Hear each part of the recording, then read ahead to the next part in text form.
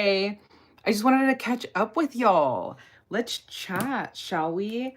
I feel like it's been forever since I've gotten up on here and done a good old live. So I am super excited to catch up with y'all. I have so much to talk about. Sorry, my skin is super dry right now because I just got out of the shower. Hey, Kat, you're the real MVP. Thanks for being here. So, as you can see, I am halfway clothed because I figured one of the things that I was going to do tonight is put on a little self tan. It's a great day because tomorrow I'm going to the Steel Pulse concert. And if y'all know me, you know how big of a fan of reggae I am and how much I love Steel Pulse. So very excited about that. I also don't have any lashes on because I figured we can do a little re-up, refresh together. And I'll do my next set of eyelashes in preparation for the concert. I'm feeling a little bit shaky and probably a little bit neurotic because I haven't eaten all day.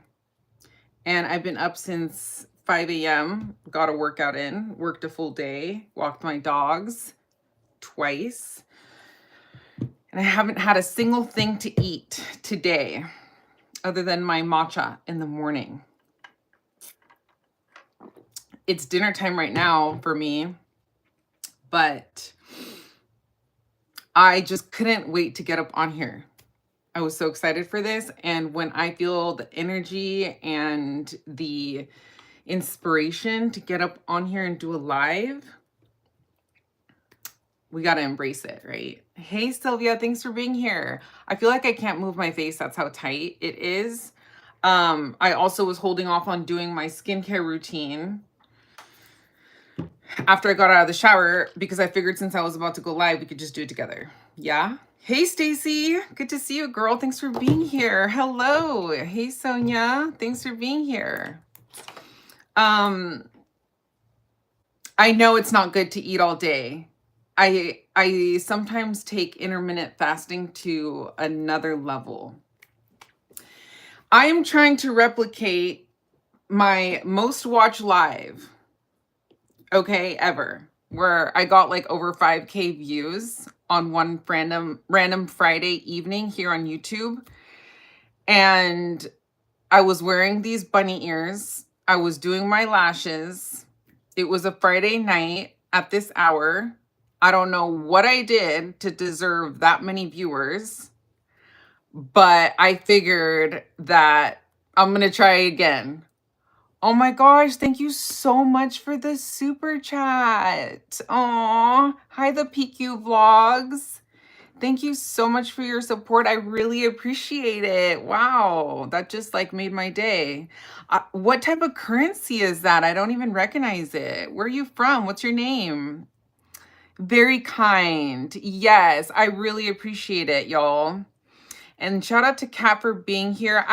It's like a little towel, yeah, because I just got out of the shower and I'm about to put a self-tan on. But yes, happy Friday, everyone. TGIF. Thank you, Stacy, who says my skin looks beautiful. Hi, Isabella Reyes. Hi, everyone. Welcome, welcome. My name is Noelle.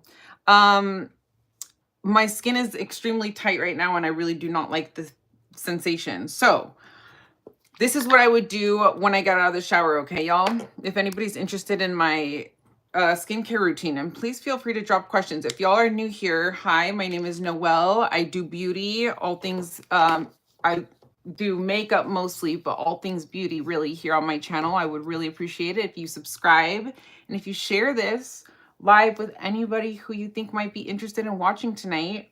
If there are any other beauty lovers in your life, I would love for you to share my channel with them. I am trying to grow my channel both on Instagram and on YouTube. We are streaming live on both platforms. But I was saying shout out to my mod Kat because she's just a real one. And I appreciate you always being here and being supportive. She's helping me make Discord. So if anybody's on Discord, go follow me on Discord. I have no idea what I'm doing on Discord, y'all. So hi, good evening. I'm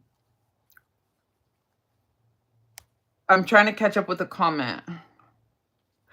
Yes, thank you. I think I put most of my links in the description box, so they should be in the description box for you down below.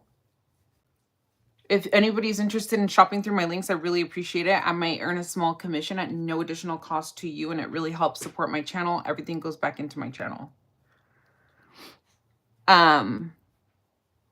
Oh, Indian. Wow, interesting. So you're watching me all the way from India. I appreciate you. What time is it over there?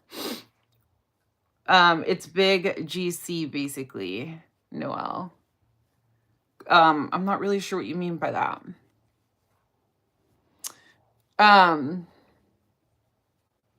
Anyway, I have so much to talk about. Life be lifing, y'all. Life be lifing. Adulting be adulting, if you know what I mean.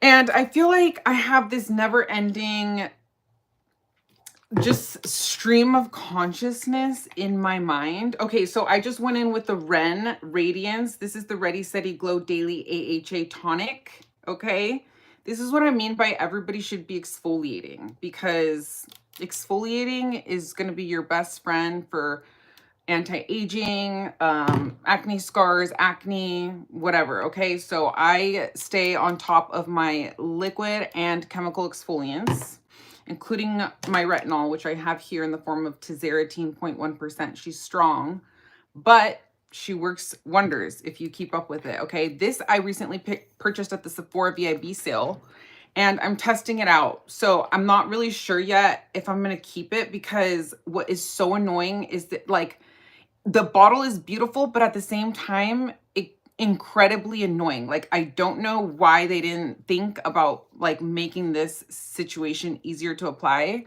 My brushes are beautiful. Thank you so much. Yeah, those are them in the background. 9:23 in the morning. Wow, cool. Thank you for joining us. If you're not following me or subscribed to my YouTube channel, I would really appreciate it if you do, and like the video, please, so it gets out to people. Thank you so much, Kat, for dropping my links. Sylvia, you're saying that you're thinking about getting into the Lashify system sometime in the summer, since your mascara tends to run and smudge in the heat. Lashify changed my life for the better, and I will never go back to traditional mascara. I'm sorry. And y'all might be seeing like an ad, or, you know, some ads of me floating around doing a mascara sponsorship, and look out for that, because I never wear mascara anymore. So it felt so weird. I felt like I was a naked mole rat, like in doing this like paid like promotion for this company. So yeah, just be on the lookout for that. Thank you so much for your support. It's still surreal to me that I'm getting paid sponsorships now. And by the way, like, this does not pay my bills or anywhere near it. This is just what I do for fun on the side. I wish it did pay my bills, because I would quit law in an instant if it did. And that's what I'm trying to do. So you helping me grow will help me do that. Anyway, I bought this because I was influenced by an influencer. Okay, y'all might know Allie Glines on here. She did a video of her Sephora haul, and she bought this. Even though her skin is like beautiful, I don't even know why she would need a brightening saffron essence. But she's like, oh, this kind of caught my attention at Sephora. It's the Ranavat toner. Speaking of India, our friend from India, this is made in India. I do believe that this company, its inception is in India. Oh, thanks, Liquid Snakes Love Child. Love that for me. Good for me. Oh, thank you so much, Stacy. I appreciate that. I'm assuming, hey, cutie, says Hayden. I'm assuming you mean about my sponsorship. But anyway, I have melasma. Hey, Christina Catalogs. Feel free to join me on Instagram or on YouTube, y'all, or both, because I'm streaming on both. Anyway, so I have melasma. I have hyperpigmentation that I'm a freckly person, so I try to lighten that up actively, and that's what I'm doing. Hopefully. In everything I'm trying to do and use on my skin, a lot of it is geared toward trying to get rid of particularly melasma. The freckles don't bother me as much, but because the birth control left me with melasma, it's just, I haven't been able to get rid of it since, even though I've been off birth control now for years. So anyway, that's a story for another day. But that, okay, this is what I mean by the thing is annoying. Like, it leaks. It's not like airtight. It has a slight scent to it. It doesn't bother me though. It's actually like a nice scent. So it probably smells a little bit like saffron. So, anyway, it's like a natural scent, like not like an artificial one. So it says directions: dispense 2 to 3 shakes into hands and gently press onto cleansed skin. Shake well before use. Okay, so yeah, you can tell that it starts to separate. So because you need to shake it well, right? You need to like cover this lid, but yet this is like leaking, you know? So it's like hard. And I do appreciate that it's glass. It's nice. I'm a sucker for gold. I love the cap. That's why I decided to get it. But then how do you apply it, right? Like 2 shakes into hands. Are you kidding? Look at this. They're tripping on these directions. So, I mean, I'm just like, so I take these little naked cotton squares. You can find these on my Amazon storefront. Okay, my Amazon storefront is linked in the description. Please go support my Amazon storefront. Even if you don't shop anything on the actual storefront, just it'll redirect you to your Amazon app and you shop as usual. Shop anything you want on Amazon and it tracks from my link, so it really helps support my channel. You can do that for free. You can help me keep creating content by supporting me in that way anytime you make an Amazon purchase. Anyway, hey Lori, how are you? Thanks for joining. I hope you can stay. I'm on YouTube too. So that's that. Hey Queen, what's up? Eleanor, Charles, how are you? Hey Rajat, how it doing? Yeah, don't forget to like and subscribe, y'all. Yeah, I have thoughts, y'all, that I wanted to talk to you about. Thank you so much, Christina. I appreciate that. She just complimented my nails. I did my nails with y'all here live a couple weeks ago. If you don't recall, or if you weren't part of that video, the replay is up if you'd like to rewatch it. But I break down how I do my nails at home, just like I'm about to do my lashes at home. I try to do anything I can at home. I'm about to do my tanning routine here with y'all so that you can see how I do that myself. But I was going to say, it's typically time for me to switch out my nail polish at this point. But I was looking at them and I'm like, and I kind of dread the process of redoing my nails, kind of like, especially if I'm just like doing it because it needs to be done, not because like, you know, I have time hanging around. And it's mostly the fact that like, you know, you have to wait and let them dry, even though Mooncat dries relatively quickly. So I was thinking like, oh, this is like the time. And automatically when I start to do all of this, like redo my lashes, like put on a new tan for the week, like I just automatically switch out my nail color. But when I was looking at them today, I was like, damn, like they still look pretty good. And y'all, this is 2 weeks. I am rough. I am harsh on my nails. Like, I've even filed them down because they're getting too long. So you can tell that they're growing out, which is this is what bothers me about this point anyway, regardless of the fact that there are no chips on them. I still get bothered by like how much growth. And by the way, these are my real nails, and my full head of hair, my lashes, even though I wear Lashify every single day of my life, and my very strong long nails, I can probably credit the collagen that I take. It's a collagen supplement. It's the best according to what I personally have researched. You can find that on my Amazon storefront as well. Oh, you like my lipstick color. Thank you, Margaret. I'm not wearing any lipstick. I just put on, this is the Summer Fridays Lip Butter Balm. But I was eyeing this Edam one that I never use, even though I picked it up a while ago. Hey Dulcinea, how are you? Sasha. And this one has a little bit of a tint to it. Unlike, so this is the color of my actual natural lips. But yeah, I have nothing on my face or anything. It's the tips, so much less chipping. Mooncat is so good. It is, right? Amazing. So I'm like a ride or die for Mooncat ever since I discovered them. There's no need for me to go into the salon anymore.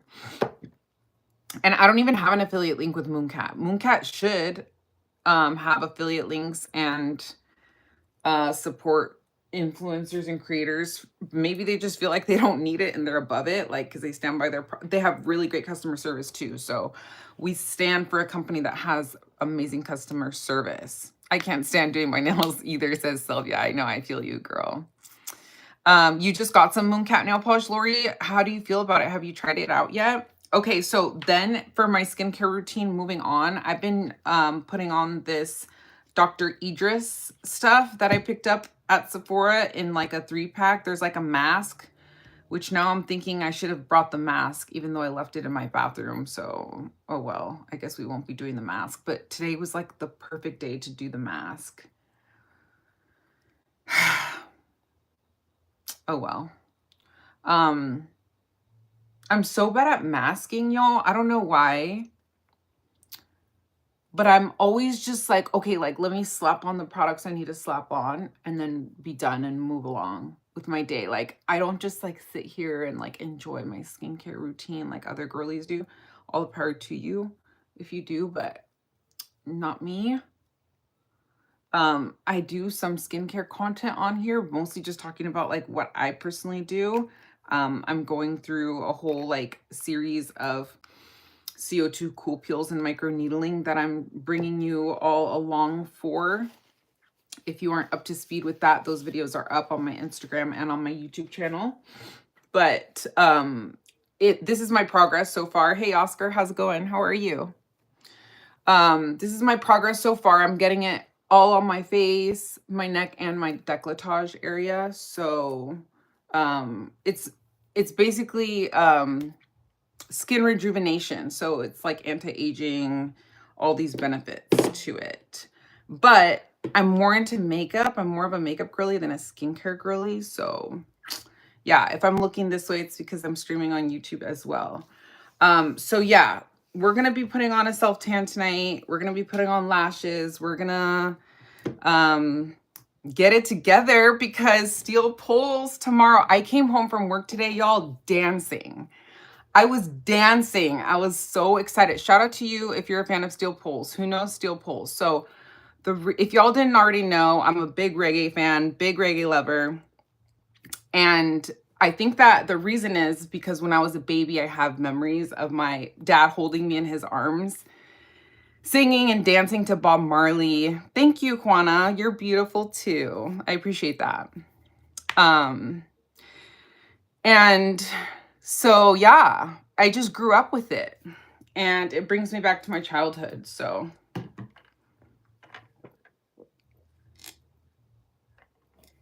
yeah, so I'm home alone tonight and I'm just hanging out with y'all.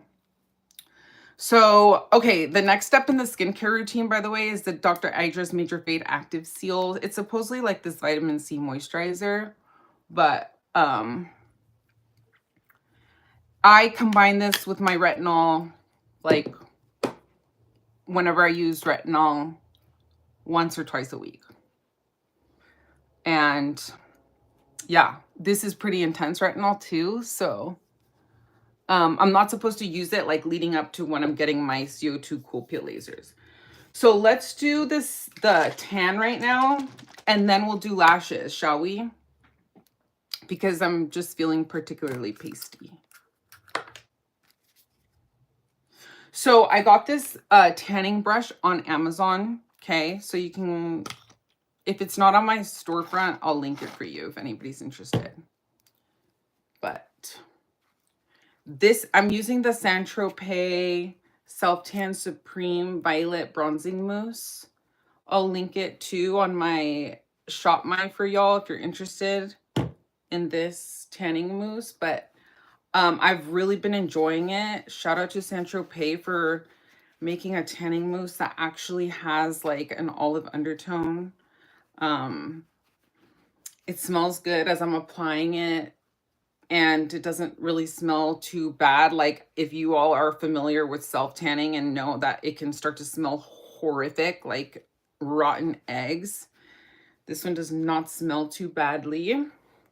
Have I told y'all that I have keratosis pilaris, or KP, on only one arm? It's the weirdest thing, I know, but I do. It's only on this left arm, not on my right arm. So if anybody has any ideas as to why that is, I need to make a dermatologist appointment. Speaking of appointments and doctors, okay, I have had a time at the dentist this past week. Let me tell you, who wants the tea, okay? Comment if you want the tea. Like the video if you want the tea about what happened at the dentist. So, and then I'm like on my soapbox tonight, y'all. Oh, I forgot to turn on this one other light up here. Hold on. Because this is what I mean by life be lifing, okay? Damn, why didn't y'all tell me that my lighting needed to be stepped up?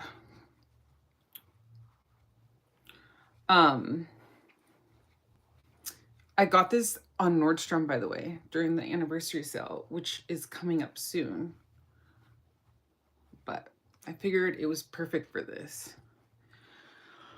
So, where were we? There are so many things on my mind, y'all. I'm like scatterbrained right now because there's so much that I want to catch up on with y'all. And there's so much tea to spill. And I usually go live every Sunday at 3 p.m. Pacific Standard Time if you're new to my channel and didn't know already. But these past couple weeks, I haven't been live on Sundays because 2 weeks ago it was my godson's first birthday. And so that was on Sunday afternoon. And so I had to miss the live because of that. And no, I've never had a fungal infection on that arm. Not that I know of. I feel like it's been like that my whole life, though. Anyway. So, where was I? Oh, go get what? I was talking about the mask that I was going to be. I should have incorporated as the first step to my Dr. Idris skincare routine. That's what I was talking about. But I just gave up on that idea of going to the other room to go get it. And I'm home by myself, so yeah.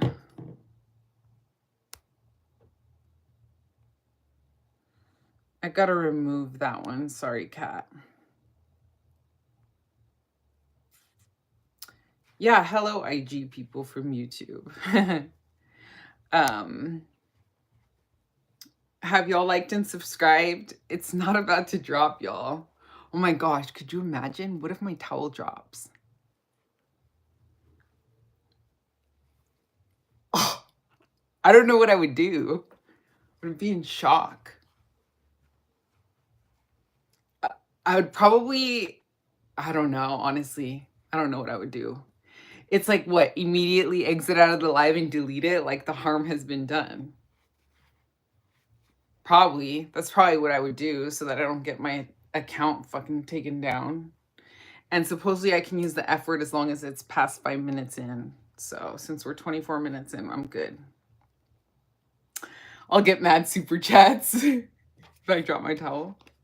But what I was saying, y'all, is okay, the dentist. Lori, I hope you're listening for this tea. The dentist, and then after that, about this thing I saw on social media that has me hot. And the thing about me, y'all, is like when something gets me worked up, and this is what I'm trying to improve on, okay? When I get worked up about something, okay, thanks for being there, Lori. It's like I lose sleep over it. You know, I have to, like, it's hard for me to turn my mind off, my brain off. Hi, Inu. Oh, who's winning? Rajat. He said he's watching the Laker game. I'm live just mainly on weekends. Right. I'm just live on weekends because during the week I'm lawyering. I'm litigating. I'm in court. I'm busy. I'm a busy woman. So the dentist. If y'all don't follow my Instagram, you won't be familiar probably with my series called Backyard Chats. Okay, every once in a while, I'll be filming myself in the backyard, my backyard, just chatting to the camera basically in my stories, my Instagram stories about just like my thoughts, my random thoughts. Because I just go out there and I contemplate on life. So I have this like smaller brush that I use for like smaller areas. And I even have like the other BK Beauty, like even smaller brush for like the smaller areas. But I feel like I should put my hair up, but oh well. Y'all, I lose my train of thought so easily. The ADHD, I kid you not. So please bear with me and like remind me if I'm like, if I lose track of something that I'm saying. Because it happens all the time, especially on lives. I was talking about the dentist, right? What else was I saying? Anyway, so the backyard chats. Okay, if y'all recall, if you follow my backyard chats on Instagram, you might remember that some time ago. It's been forever, so I'm surprised if anybody would remember that I was talking about this. But one of the things, and like at the end of the day, I'm out in my backyard thinking about, you know, the day, how it went, like, you know, how I could have improved it, what could have been better, or like, you know, just thinking back on, you know, moments and just kind of like de-stressing, like, you know, decompressing. So I was saying in a backyard chats episode that I also try to like keep it as real as possible too, like when I'm in settings like this or in backyard chats when I'm like struggling with something, because like I'm very aware that like social media can make everything look like ideal, and like it's always a balance, right, between like not wanting to come off as like ungrateful. And as you can see, by the way, my CO2 cool peel laser has left like some of those marks, the scars right there that you see. That's because of there still being like a little bit of like a faintness of the scabs. So so what I was saying is, in the backyard chats episode, I was talking about, I don't even know what I'm going to wear to the concert tomorrow, y'all. I was talking about how one of the things that I have been struggling with lately is the fact that I need to find a new dentist, because my dad has been my dentist my entire life, my entire 31 years on this planet, and he has recently decided to retire. So that leaves me without a dentist and without an orthodontist. And I luckily barely caught him before he retired in time to do my braces, which he did relatively recently, and I just got them off. But like I needed a cleaning, like I needed a routine cleaning, you know, the every 6-month appointment that you need to make. And I was starting to get alerts from the dental office that he sold his practice to. And they were saying like, okay, you're up for your 6-month exam or whatever. You remember, Lori? Shout out to you. Yeah, you told me he had to do a house call. Dang. Okay, you've been following me since then. Hell yeah. So I was saying, like, I just have been putting it off and putting it off. Your dentist is going Monday through Friday only? Yeah, Peach. I have an appointment. I have an appointment next week at one that looks promising. So hopefully that'll be my dentist. But it's a sounds like a woman with a Japanese last name. So we stand for the Japanese. Anyway,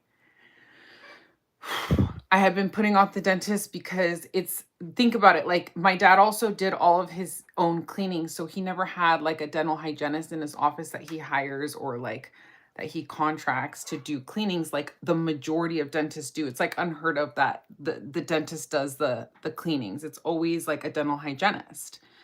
Because it's kind of like, you know, in a like in a sense, like the dentist doesn't really need to do cleanings when somebody like you know, that can charge less to do it can do it or whatever. So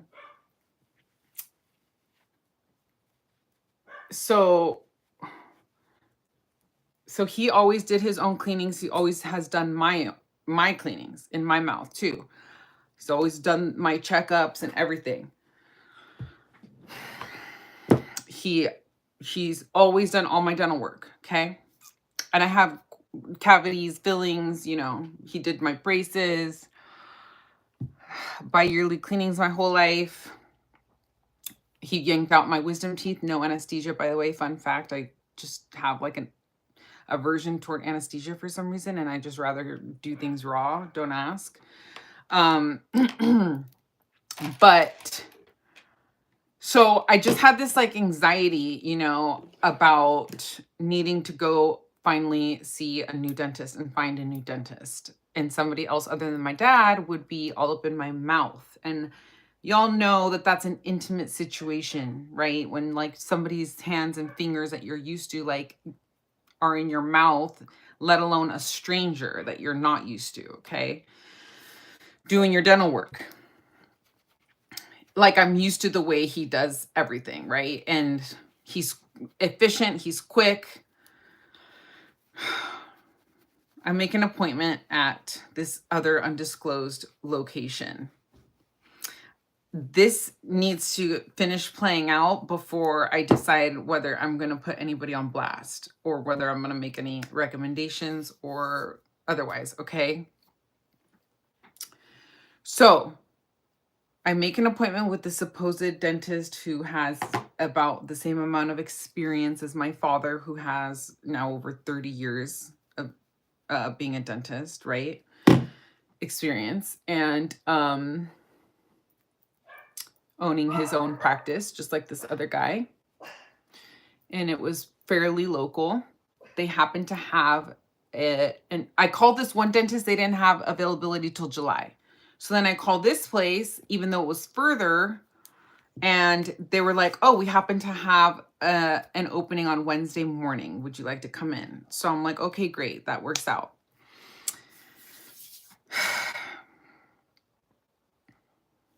I go in to get my, and mind you, like, okay. I fill out like my paperwork. I get there on time. They see me on time. I appreciate that I didn't have to wait because there's been another place where I went that I will not go back to because they made me wait an hour. So I said, hell no, never again. And I don't know what I'm going to wear tomorrow, y'all, but because I may or may not be showing my legs, I don't think so because it's a nighttime concert, but regardless, I'm going to put self-tan on my legs. I normally don't because it's been winter and cold, even here in Southern California. Yes, like I'm just always cold. You know, it's kind of starting to warm up, so I might as well just do my legs.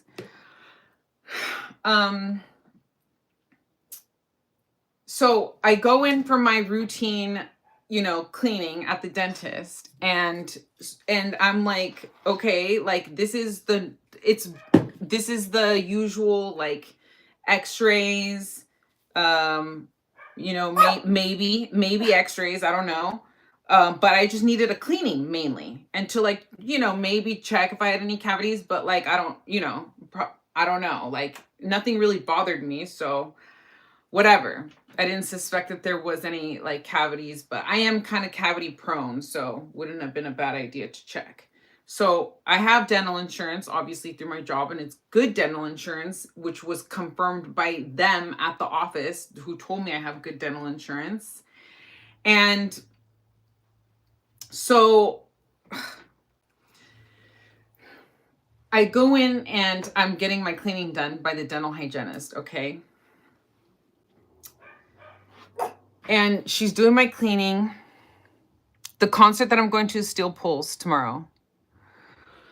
So she's doing my bottom teeth, and then she's like, "Hey Ashley, how are you?" Talking about my some, you know, life has been lifing, and like I had a bad experience at the dentist. So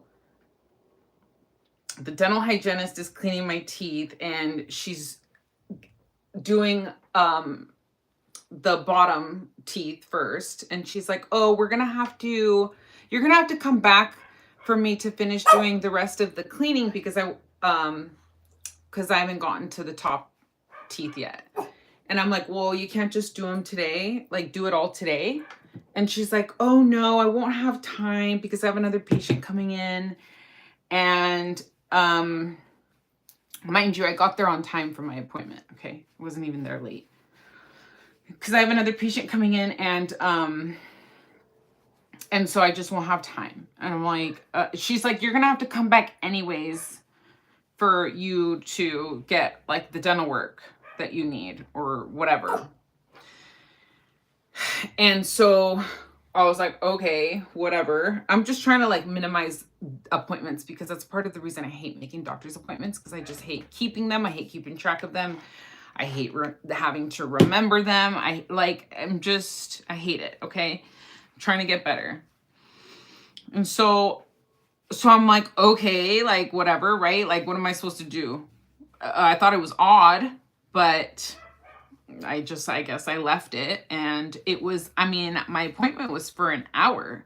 So I then see the dentist, who sees me, mind you, for like 5 minutes. And doesn't even talk to me about my teeth. He supposedly is looking at the x-rays that were taken and isn't even explaining to me like what he's seeing, what's going on, what's needed. It was so quick. Like, and the majority of the time he's talking about like his family, like his kids, and I'm just like, okay. Then when I'm about to be done there, and it was like reaching like the hour, if not, it was pretty much like the hour mark that I was there. The dental hygienist comes in and she's like, "Hey, actually, I do have time to finish up your cleaning if you are available to stick around because my next appointment just canceled." So I said, "Yeah, I'm already here. Might as well." So she puts me back into the same chair. And mind you, I had to move chairs to go see the dentist. And then I go back into the dental hygienist chair. And she finishes my cleaning. She does the top teeth. The whole time she's yapping about her kids, okay? The whole time, pretty much. And she's like a nice lady, but like, and she's being friendly and all that. But she's all up in my mouth. Like, I'm not talking back. She's talking at me. Y'all already know how it goes at the dentist. So, I'm sore from my workout. I must be doing something right. So anyway, as I'm about to leave the room,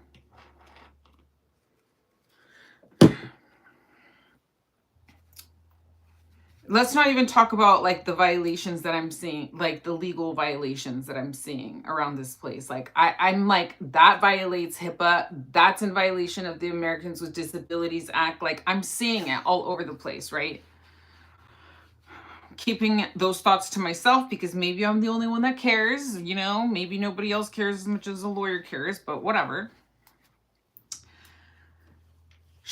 I'm about to exit the room, And she goes, oh, by the way, you know, since you were supposed to come for a different appointment for me to have completed your cleaning, and instead we just did it all, we ended up doing it all in one because I had a cancellation. Like,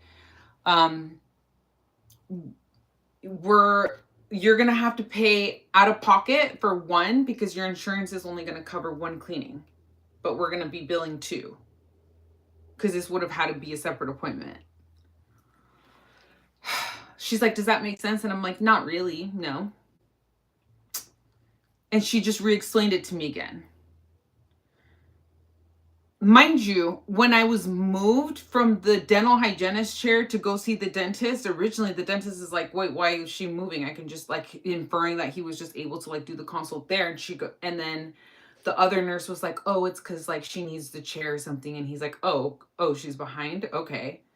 So then that's why they moved me, like, across the office for the last, like, 5 minutes of the consultation initially. And so clearly she was behind, right? Y'all heard it from the dentist who said that. I heard it. So let me get this straight.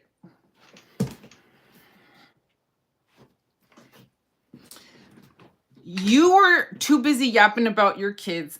You took damn near an hour to do a cleaning that my dad, my entire 31 years living on this earth, takes less than 30 minutes for.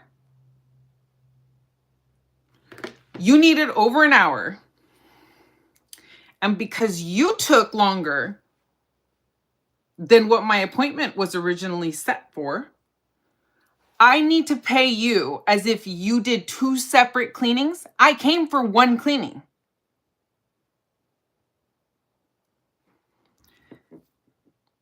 Mind you, I didn't write down on the paperwork that I, like, under occupation, I usually just leave that blank. Like, I don't like to be, you know, writing lawyer because I don't want people to, like, think of me as, you know, oh, she's, you know, gonna be any type of way. People have a lot of feelings against lawyers. So, but she asked me, she's like, what do you do? And I'm like, I'm a lawyer. So this bitch knows I'm a lawyer. Like, what do I look like?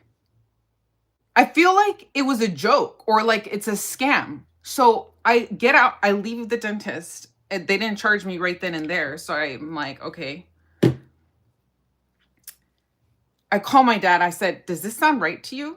This is what they're trying to do. He's like, you should tell him that your dad takes under 30 minutes to do your cleanings. I'm like, Dad, like, I do not understand what the hell. Like, I go, he's like, well, calm down, like, wait and see, like, how it goes. I called my dental insurance the next day. I said, hey, this is what happened at the dentist yesterday. By the way, y'all, I missed the best part. The best part is I get to the front and the lady's like, okay, well, what day do you want to schedule your crown? I said, crown? What crown? I need a crown? And she's like, yeah, that's what he wrote down here on your chart. No crown was mentioned during that 5-minute consultation, first of all. Second, I was not given options, choices. This is what we can do. This is what we should do. This is why. I get to the front desk and they're asking me when to schedule my crown. I'm like, never in my life has my dad recommended me a crown. I don't have any crowns. Obviously, if you aren't familiar with dentistry, like, crowns are a lot more invasive and they like have to get rid of more of the actual tooth. So my dad is a very conservative dentist. That's just always been his style. He wants to preserve the integrity of the natural tooth as much as possible. That's his style. So he doesn't recommend overly aggressive treatments, unlike other dentists that are just so quick to be like, oh yeah, you need a root canal. When he would look at it and be like, no, that's not necessarily ready yet to go to that extreme, right? Because it goes like from, based on my understanding, okay, I'm not a doctor, but based on what my dad's told me, like it's a filling. It's kind of like down here. And then it's like a onlay. and then it's a crown, and then it's a root canal. Okay, so going from less invasive, preserving the majority of the tooth, to more invasive, and everything is compromising the integrity of the tooth as you go up in intensities for these treatments, right? I did see the film Root Cause. It was a good one. And that's actually why one of the reasons why my dad said that he wanted to be a dentist in the first place was because, not because of that documentary, because that didn't exist at the time, but he just found it so fascinating how the mouth and oral care and oral hygiene is so connected and interwoven and critical to the rest of our body. And so, yeah, if you haven't checked out that documentary on Netflix, it's called Root Cause, and it talks about that. My Pomeranian is here wanting me to throw his toy, y'all. I'm sorry. Okay,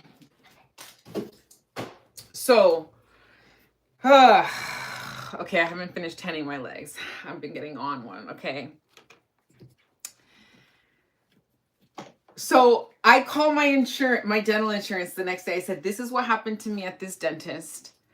I need a second opinion. They're trying to tell me I need a crown. My dad just retired from dentistry. He's been my dentist and my orthodontist my entire 31 years on this planet Earth. And never in my life has he told me I needed a crown. He recently saw me not even a year ago, maybe 6 months ago. He saw my same exact teeth. He saw the same exact x-rays, same exact impression. Okay, maybe it was like 8 months ago because I was telling y'all that I was like avoiding the dentist for a minute. But still, how do I go from not needing dental work 8 months ago to needing a crown? Anyway, so I tell my dental insurance, I'm like, I need a second opinion, so I need to make sure that you all are going to cover it, because I don't know what the hell this place is charging. But if they charge you anything other than one cleaning, because like that's all I got, they were telling me they're going to be charging me for 2 cleanings. I'm not paying it. Like, that's ridiculous. And I was like explaining to her how that shit went down, because the lady in the front had told me that I was going to be expecting to one bill to have to pay it out of pocket, because that's how they were going to bill it. So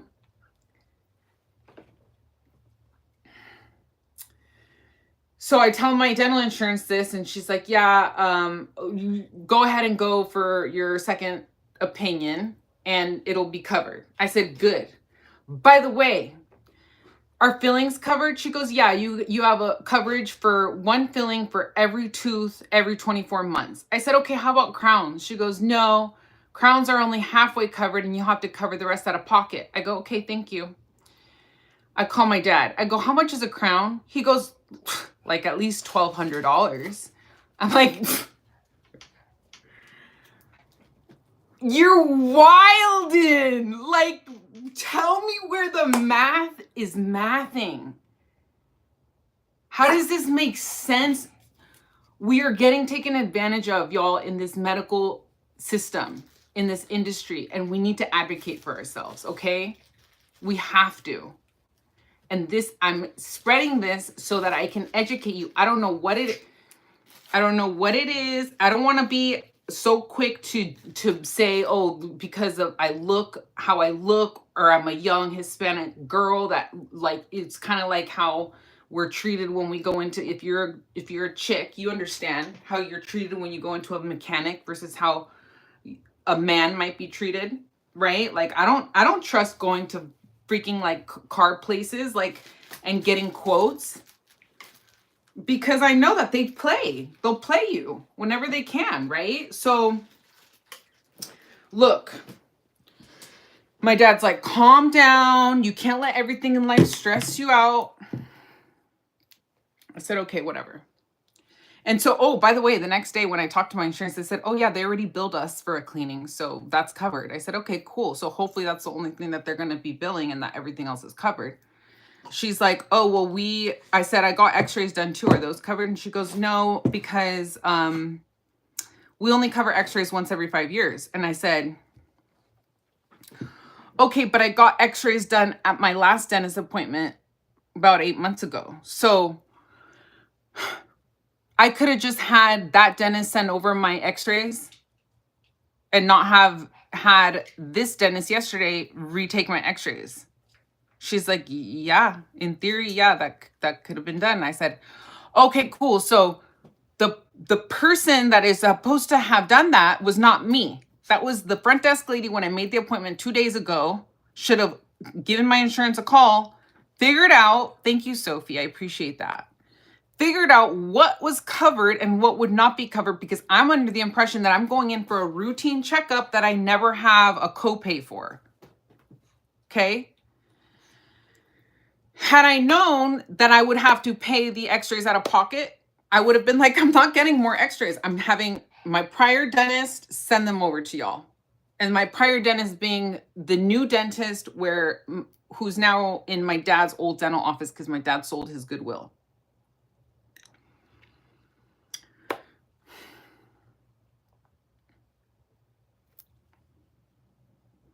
So now I'm saying, okay, so now I should be expecting another bill because they're gonna bill you for the x-rays that they took, presumably.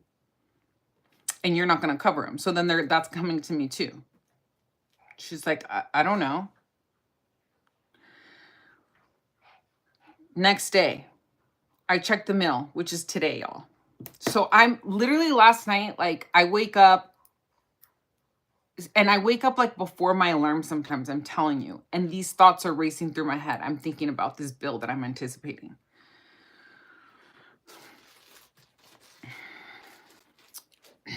So I'm going to take a sip of water. I go check the mail today. I get one letter from the dentist that said, hi, like, welcome. We're so glad you chose us to be your dentist moving forward. I go, okay, hopefully that's all there is. I keep moving through my mail. I get another letter. Oh, this looks like, okay, return requested, on it. I open it up. I said, hell no. What is it? The bill. $140. 2 cleanings listed on there. Y'all, I was hot. I was livid. And of course, it's Friday night at 6 p.m. I immediately call them up. I knew that they were closed. I immediately called them up. I said, this is Noelle Tamayo. I went and visited you. I just got a statement in the mail. Call me back. Please call me back at your earliest convenience. Knowing that they're not going to get it until Monday. And Monday I'm in court literally like almost all day. So I'm just going to have to deal with this like in between court hearings. But hell no. Okay. Tell me how that makes sense. Tell me how. So I'm going to call them and be like, please make this make sense. You took longer than you could have and should have to do a routine cleaning that my dad does in under 30 minutes. And because you took over twice the amount of time, I need to pay you for 2 cleanings. You get 1 payment from my insurance and 1 payment from, you want cash from my wallet because it's not covered. Where does that make sense, y'all? When your insurance is going to cover 1 cleaning as a routine regular cleaning. That's what I went in for. Mind you, I didn't sign off on this. This is not something that was discussed prior to have done this second cleaning, right? Like it was all 1 day, 1 visit to the dentist. Sorry you got behind and needed to finish up and happened to be able to because you had a cancellation. But you should have done all of this within the 45 minutes with me. And maybe you could have done it a little quicker if you weren't talking about your kids. Like, I don't try to bring the lawyer out. Some people say it's the Latina spice. I don't think it's Latina. I think it's the fact that, like, we as women, y'all, we have to advocate for ourselves. And if it's not ourselves, then who, right? What are they going to do? Take me to collections? So that call awaits on Monday. And of course, all weekend, that bill is sitting there. And I'm just trying to keep my mind off of it, which is another reason why I'm deciding to go live. Oh, this dog. All right.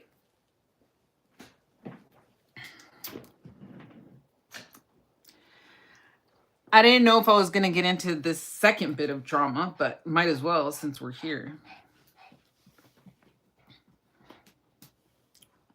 I don't know, y'all. I should probably eat something too. It's almost 10 p.m. And like I said, I haven't eaten a single thing all day. All day long. Nothing. Hey, Mufasa. I'm just like, who do they think I am? In Spanish, we have a saying that says, me ven la P en la frente. Like, that's what I'm thinking about. Holler if you know what that means.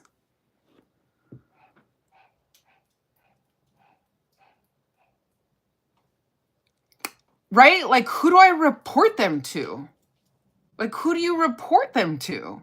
But this is like, I'm like, this is like fraud. This is like scam. Like, you don't do something and be like, oh, by the way, like,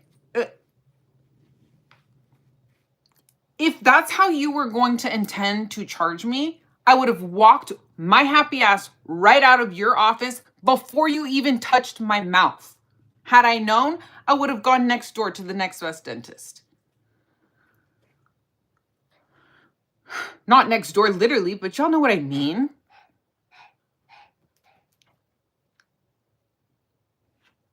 So I'm just hot. And I'm like, this is why I don't like dealing with this. I don't like dealing with medical shit and appointments and all this stuff because I literally lose sleep over this, y'all. I already have insomnia. And this is like what keeps me up at night.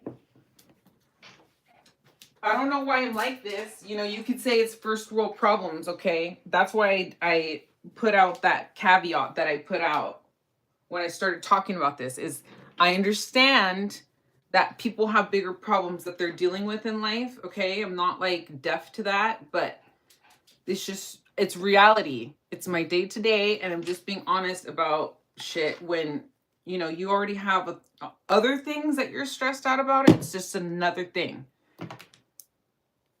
When I'm already having to handle everybody else's problems for a living, I don't need more of my own to add to the mix. BBB and make a complaint. Well, I'm going to have this conversation with them first, and then we're going to see where it goes. But I'll be damned if they're going to take me to collections over this. I'm not paying that. So, okay, let me continue on. So I call and I make an appointment at a different dentist that's closer to my house with this Japanese woman. I assume she's Japanese. She might not be Japanese. It might be her husband's last name, but she has a Japanese last name. So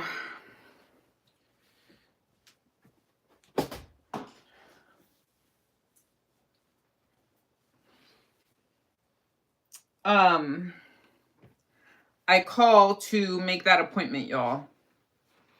And I start to ask all the questions, right? I'm like, listen.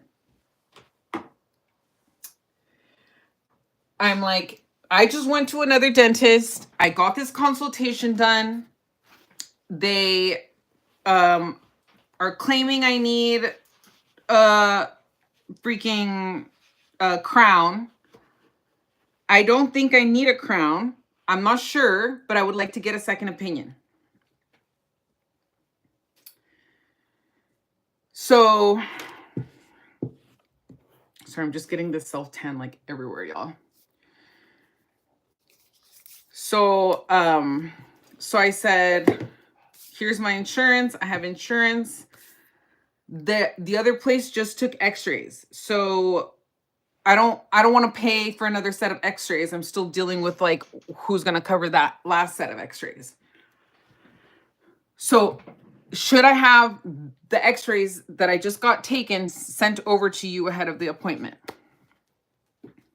So she goes, if you want, but like, you don't really have to because, you know, sometimes when that's done, the photos that we get, we get them like a little bit blurry sometimes, and they're hard to tell. So the dentist might just want to redo them on her, like herself anyway. So I said, okay, if they don't really care.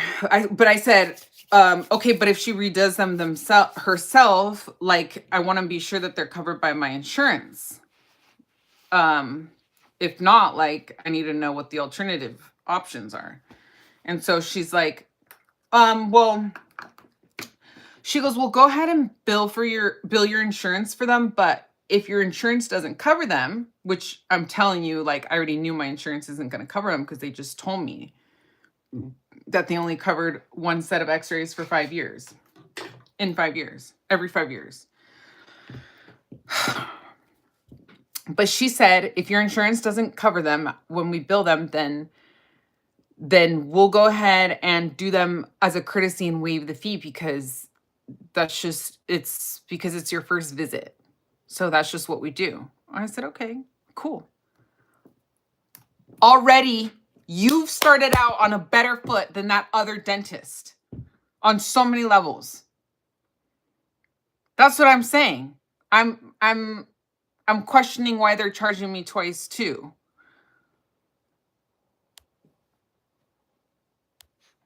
You want to keep the drama going? Hablo un poco español, sí. No un poco, hablo bastante. Sí estoy enojada.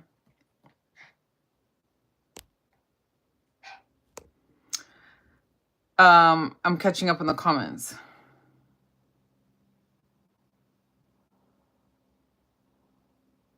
Yeah, my hair costs $500 every time I go, every 4 months. I know, I agree, Kat, that once every 5 years is a bullshit policy to begin with anyways. I agree, but like, if I have to pay out of pocket for those, like knowing my insurance won't cover them, so be it, right? Like if I need them, I need them. But like, x-rays don't cost what a crown does. You feel me? So I said, oh, sure. How convenient that you're just going to jump to a crown. And it just so happens that my insurance only covers half the crown. Anyway, let's get into these lashes, y'all. And then we'll get into this additional drama. It's not really drama. It's just I have feelings and I have thoughts and I have ideas and I have opinions and I have questions. Okay, so if you want to be hearing more drama and more of my thoughts, feelings, opinions, etc., then please go ahead and like this video. If you're watching on YouTube, please like it, subscribe to my channel, share this video, people. I'm trying to grow, help your girl grow. So, and also on Instagram too, I see you. Okay, so shall we transition? Okay, let's go into lashes and then we'll get into the next thing that has me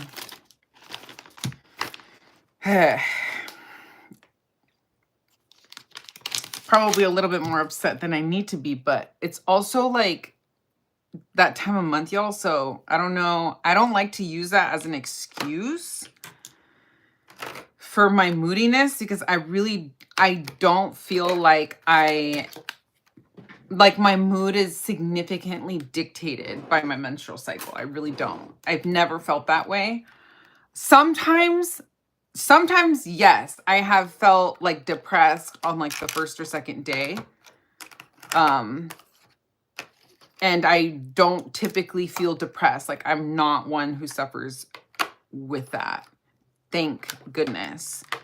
But certain days when I'm starting my cycle, I can feel that way.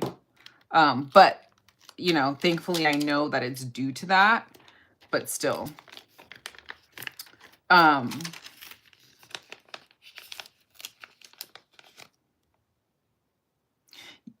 Yeah, I'm on Instagram and YouTube. I have a TikTok. It's at MakeupEsquire too, just like I am everywhere, but I don't really post on there. I don't go live on there. I don't have it on my device, on my personal devices, because I just don't trust China, so. Okay, so let's do some Bs today, shall we? That's the style of these eyelashes that we're gonna be getting into. So here I have B+8, B10, and when they have a plus on them, that just means that that's like a more lighter weight band and a lighter style than like the regular version. So the idea is that like these pluses are for people that just want like the most natural looking lashes and the most featherweight, lightweight feeling ones. And so then we go on in order: B12, B14, and B6. Sometimes I do 16s, but today I just pulled up a maximum of 14. And then I have a random little SD 14 that I thought would be fun to maybe stack if we felt like stacking a couple. These are a little bit more spiky in style, so those are fun to stack if we feel the need to give ourselves like a spikier, fluffier look, since we are getting ready for a concert tomorrow. So now's the time, right? Oh, and for those of you that are concerned about me not eating, that's why I brought these.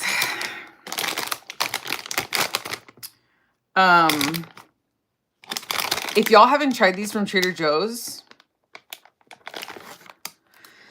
yeah, I'm not really doing makeup, but this is related. I just do my lashes myself, and I do them weekly. If y'all haven't, if you're new to my channel, you can get 20% off Lashify. It doesn't matter if you're new or not. Anybody can get 20% off using the link. It's in my bio for Lashify. Thank you so much for shopping through any of my links.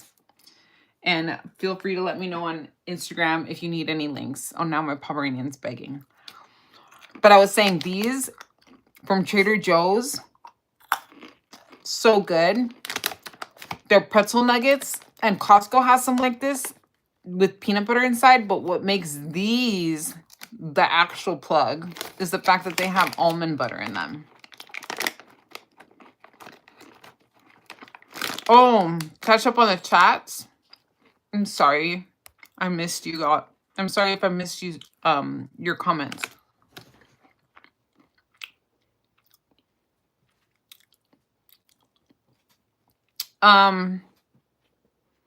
Just if you have any questions or anything that I've missed, oh yeah, this is why you hate the medical industry as a whole. Everything related to medical field operates this way. And you see, I can see that the side of the consumer, and I can also see the other side, having a father that's a dentist. Like, he understands the frustrations that a lot of times are due to insurances.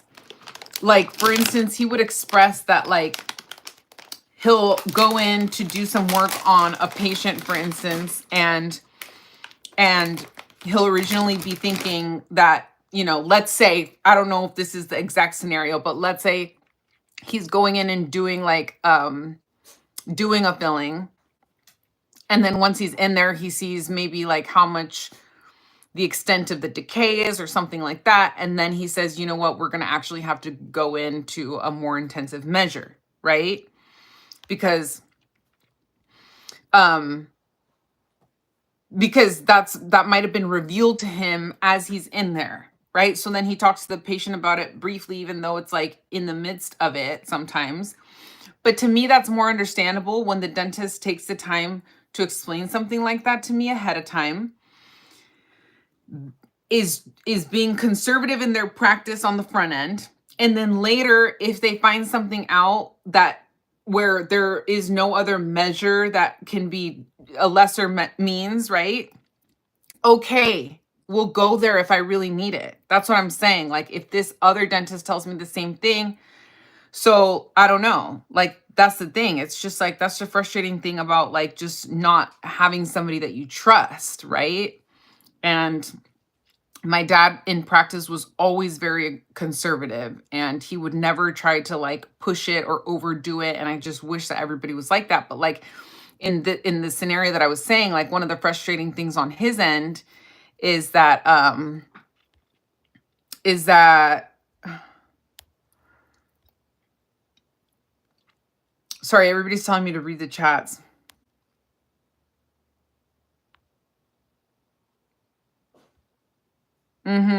Yeah, Stacy about the hairstylist. That's funny. So they're supposed to tell you that info up front. Yeah, right? I know. It's nonsense. Right. That type of thing, like that was not this scenario that my dad was talking about, right? That scenario is like, you could have told me about these charges ahead of time and gave me the opportunity to consent or to not consent. You don't do the work and then say, fuck it, you're screwed. No, that's not how contracts work. It's contracts 101. And as you're in my mouth, I don't know what the fuck you're doing, right? Like, oh, I did this, this, and this, so you pay for it? No. How about you get my permission first? My consent. My acquiescence, if you will, as us lawyers like to call it. So, anyway, I'm being tested. Where was I going? Oh, and then my dad, he says, like, in that situation, like, the insurance might come back and be, when my dad would then try to bill for the work he actually did, the insurance comes back to my dad and says, no, well, like, that's not on us to pay, like, extra coverage. Like, this is all that we were covering. But my dad can see it and be like, well, that's not what the patient needs. It's in the patient's best interest to get this done, right?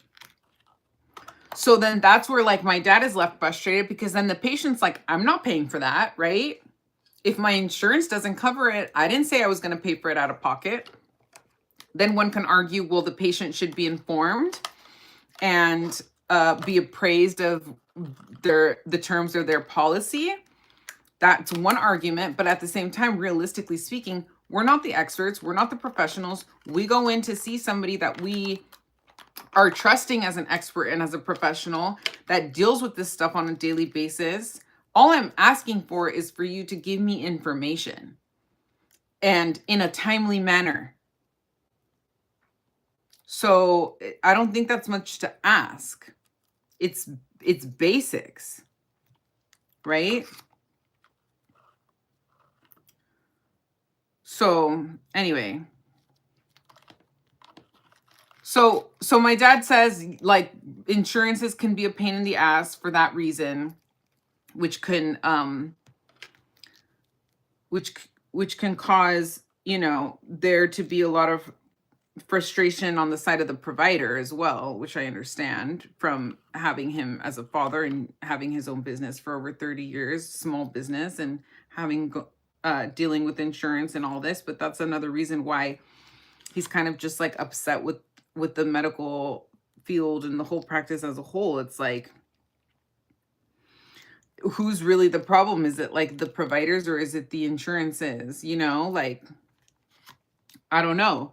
Because is it that, like, now dentists are like pushing more dental work because they don't get paid really jack shit for their time, like if they don't do procedures that are worth their time? But then again, that's a conflict of interest because it's unethical. The patient's best interest should be first and foremost on the front of your mind, not you trying to make a quick buck. And if you're mad about how much you pay, then get another job or get out of that career field, right? But like, it's, you can take advantage of people being in that position.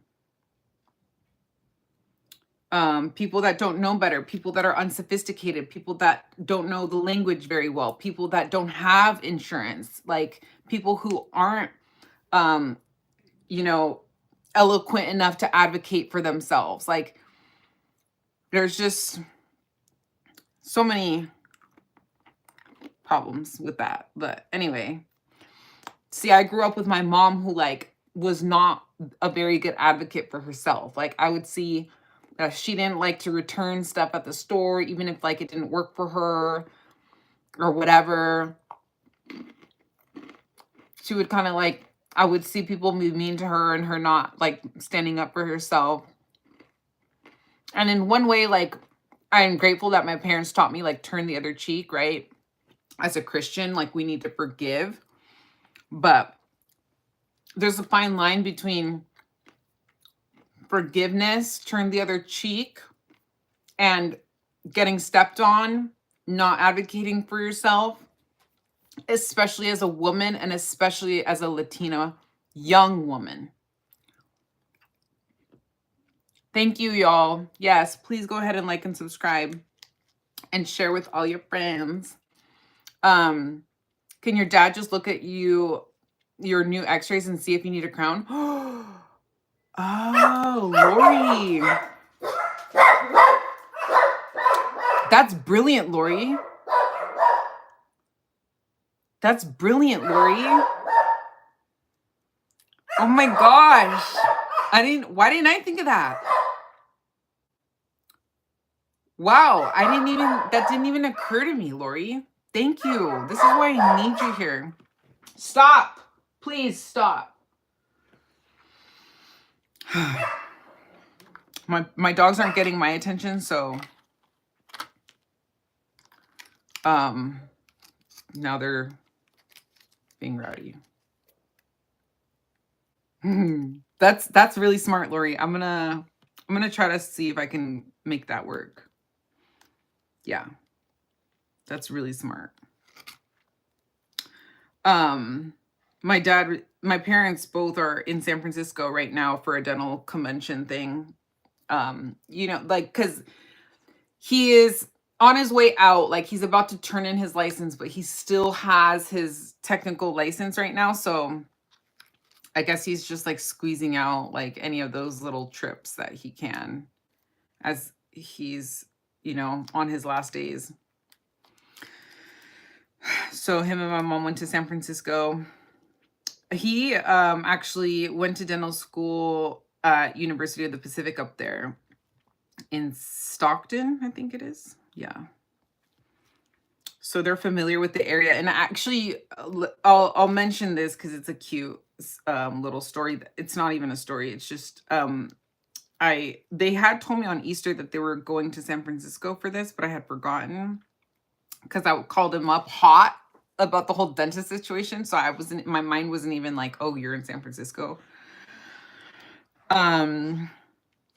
But I said, oh, like, how's it going? Like, what are you all like up to up there, whatever. And then he's like, oh, we're gonna just, you know, hang out, eat, like attend these conferences. And then, because just like lawyers, dentists have to continue their like education to keep their license and all, obviously. So that's why he, like, my whole life, like sometimes we've like taken like trips places because he takes the opportunity to do that continuing education.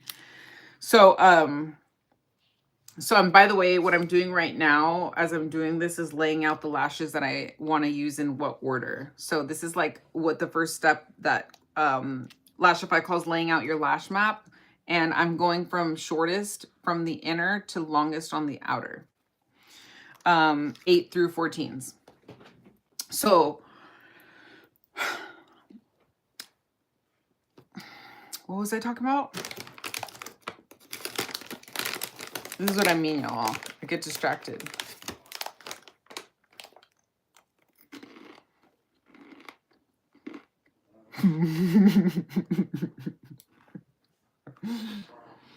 Cat, that's funny.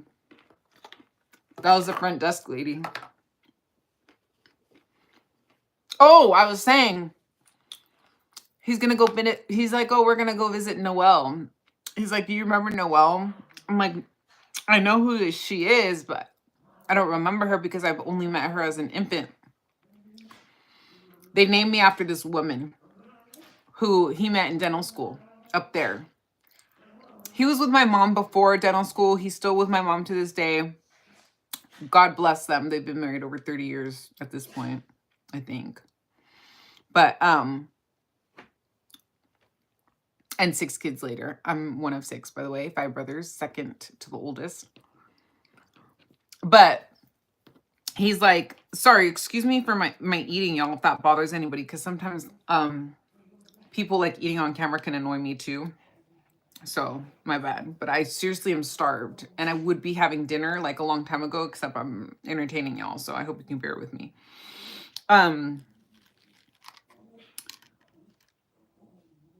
So anyway, my mom was up there with him. He couldn't finish out dental school without her support, so he married her after his first year of dental school. And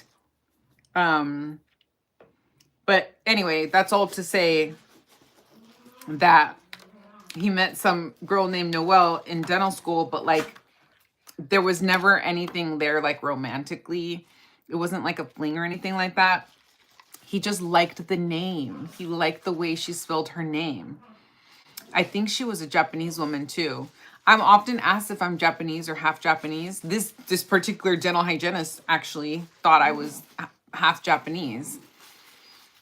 Because on my dad's side, mind you, my dad has been to this dental office, so they know who he is. And that's part of the reason why she thought I was half Japanese, because my dad has like eyes like that are a little bit like elongated, like that, like Asian looking eyes. So, and same with his brothers, and my grandma has eyes like that. So a lot of times we're like mistaken for being part Japanese, and it may be the case. I don't know. I've never gotten like my DNA tested for like my genealogy or whatever. But because yeah, they say that like Tamayo is a Japanese last name. It'd be cool if I'm part Japanese.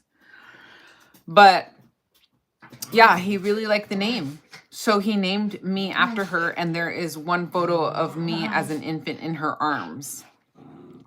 But ever since then, I've never met her. Like my parents, like after dental school, they came down to Southern California. They didn't like stay living there or anything. And I didn't go back up to San Francisco, you know, like after that and if I did, like it wasn't to go see her.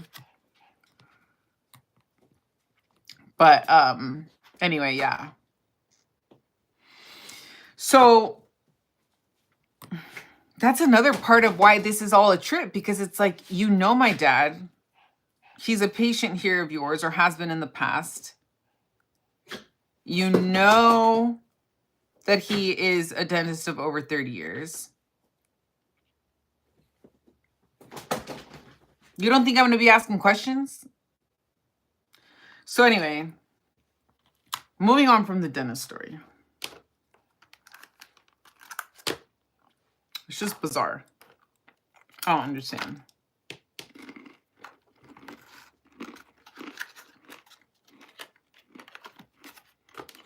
How y'all doing? What y'all up to tonight on this Friday evening?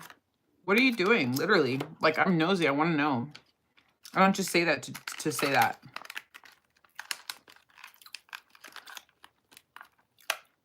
Where are y'all watching from? If you're new here, I would love to meet you.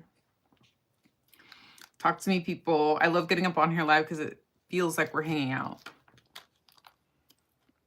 Right? Stop playing in my face. Like, you know my father.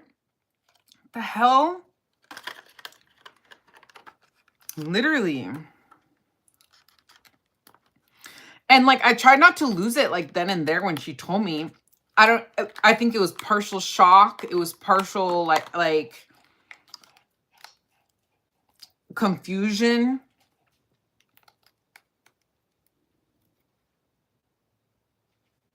So I'm glad she didn't like ask for my card right then and there. Because I would have been like, no. Oh, you're doing your nails for content. Awesome. Love that. Thank you for streaming me while you do that. So anyway, y'all, winding down before bed. Awesome. Yeah, this is my wind down. Even though I'm like getting hyped up in here, I should be winding down too. I'm taking my ass to bed. But I'm hyped because of my concert I'm going to tomorrow. Shout out to you if you're a fan of Steel Pulse. That's who I'm going to go see.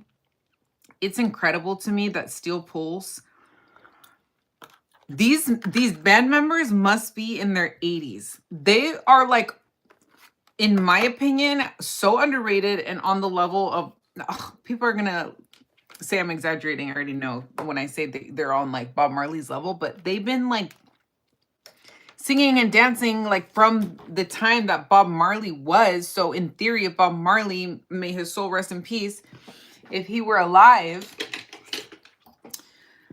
he'd be up on stage just like them. It's really incredible. Like they're out there performing and dancing and jumping and singing just as if this is their 50-year tour. This is the tour, and I saw them last year, same location locally. I don't know why they don't get more hype, because they're good. But anyway, very excited to go see the Steel Pulse concert tomorrow. And y'all know I don't leave my house. Like I'm a homebody to the max. Like I'm a homebody of all homebodies. So if I'm leaving my house, especially at night, it better be for a good reason, and Steel Pulse is that reason. All right, so I already don't have lashes on because I took them off before this live, but if I needed to take off my previous set of lashes, what I would do is use either one of these two. Lashify has Release and Remove. They do the same things. You get more product with Remove, but Release is a little bit more oily, but it also loosens up the glue a little bit easier, a little bit faster than, I'm sorry, this is called Melt Away. I was saying Remove, but this is called Melt Away. Then after you use either of these two or both, like the way I like to use these is by using Release to just kind of like loosen up the spines. Say I was wearing my previous set of lashes, I'll like wiggle this at the root because it has like that mascara wand on it. And then the lashes will just like slide off because it's like semi-permanent glue, safe for your eyes, your sensitive eyes. And then I'll go in with, I'll shake this up. So you're supposed to shake it up. And then I'll use like a thin cloth like this, pour a little bit on there and wipe off any of the glue residue. Once the glue is done, I want to make sure that there's no oily residue on my lashes. So that's where you go in with Prep, which is pre-cleanse. It's called pre-cleanse, but it says Prep right here because it's part of like the prep. So Remove. Oh, so this is called Remove actually, because it's well, it's not called Remove, but see, it says Remove and Prep.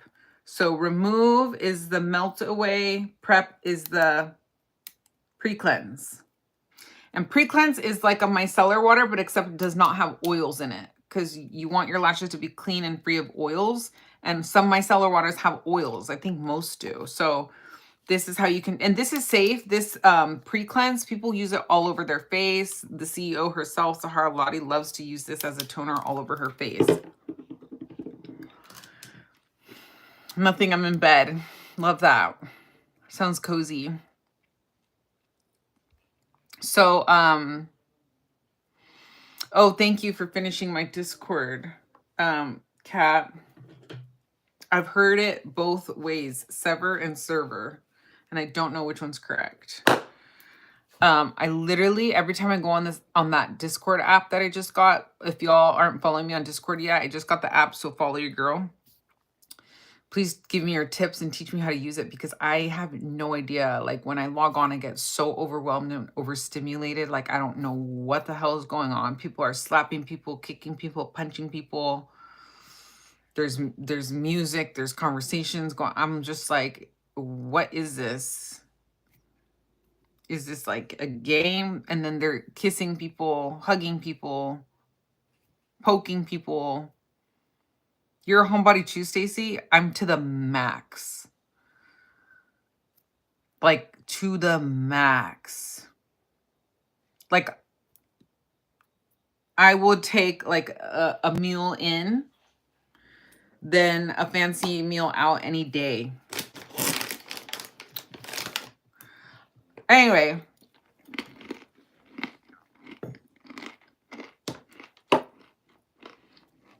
Now that my lashes, excuse me, are clean and oil-free, we can get started. I'm looking for my little mirror. Oh, it's right here. Little Lashify mirror. I've been using this at-home lash extension system, y'all, since 2019, 2020. I think, yeah, my first order was in 2020. I just got, I just kind of like got the whole like affiliate thing set up. So I'm passionate about Lashify, irrespective of the fact that I put out content. Just so you know, I just truly, I do not go without these lashes on my face, ever.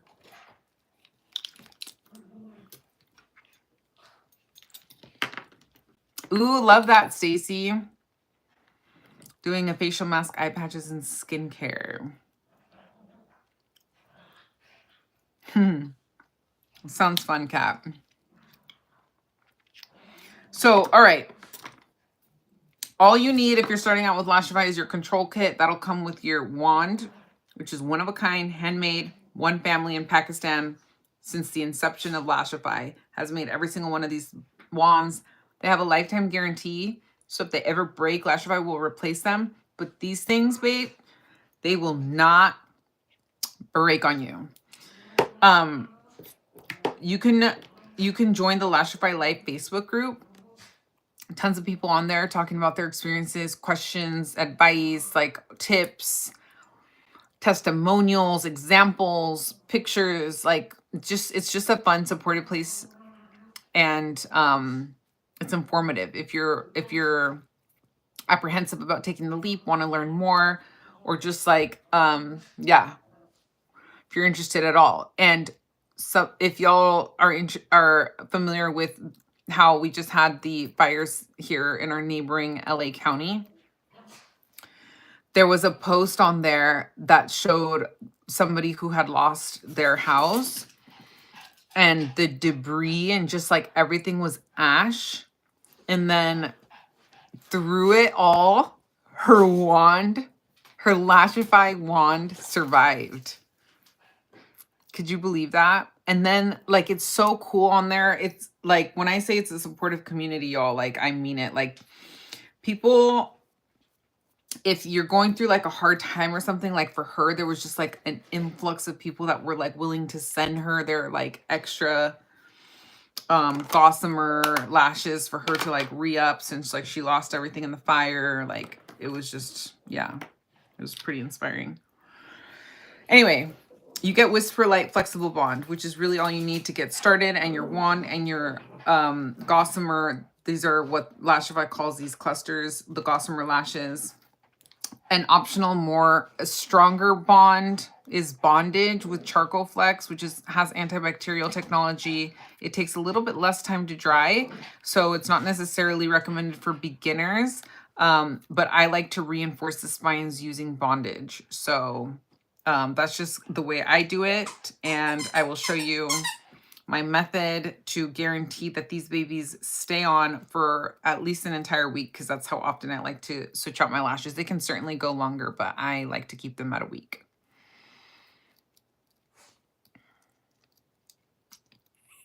Arcade. I don't think I'm going to be playing games though, Kat. Like I'm not one to play games. Oh, also y'all, when I'm saying life is lifing, I don't lose my natural lashes because of Lashify, because that's the kind of the point, is that their bonds are a lot less harsh than the ones that they use when you go in to get your lash extensions done.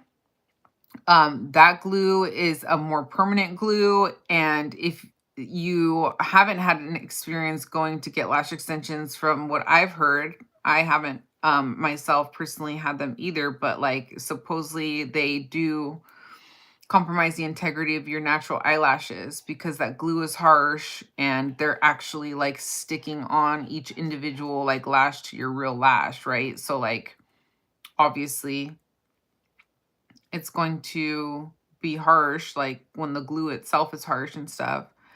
But the way that I do lose lashes is by fucking around and finding out.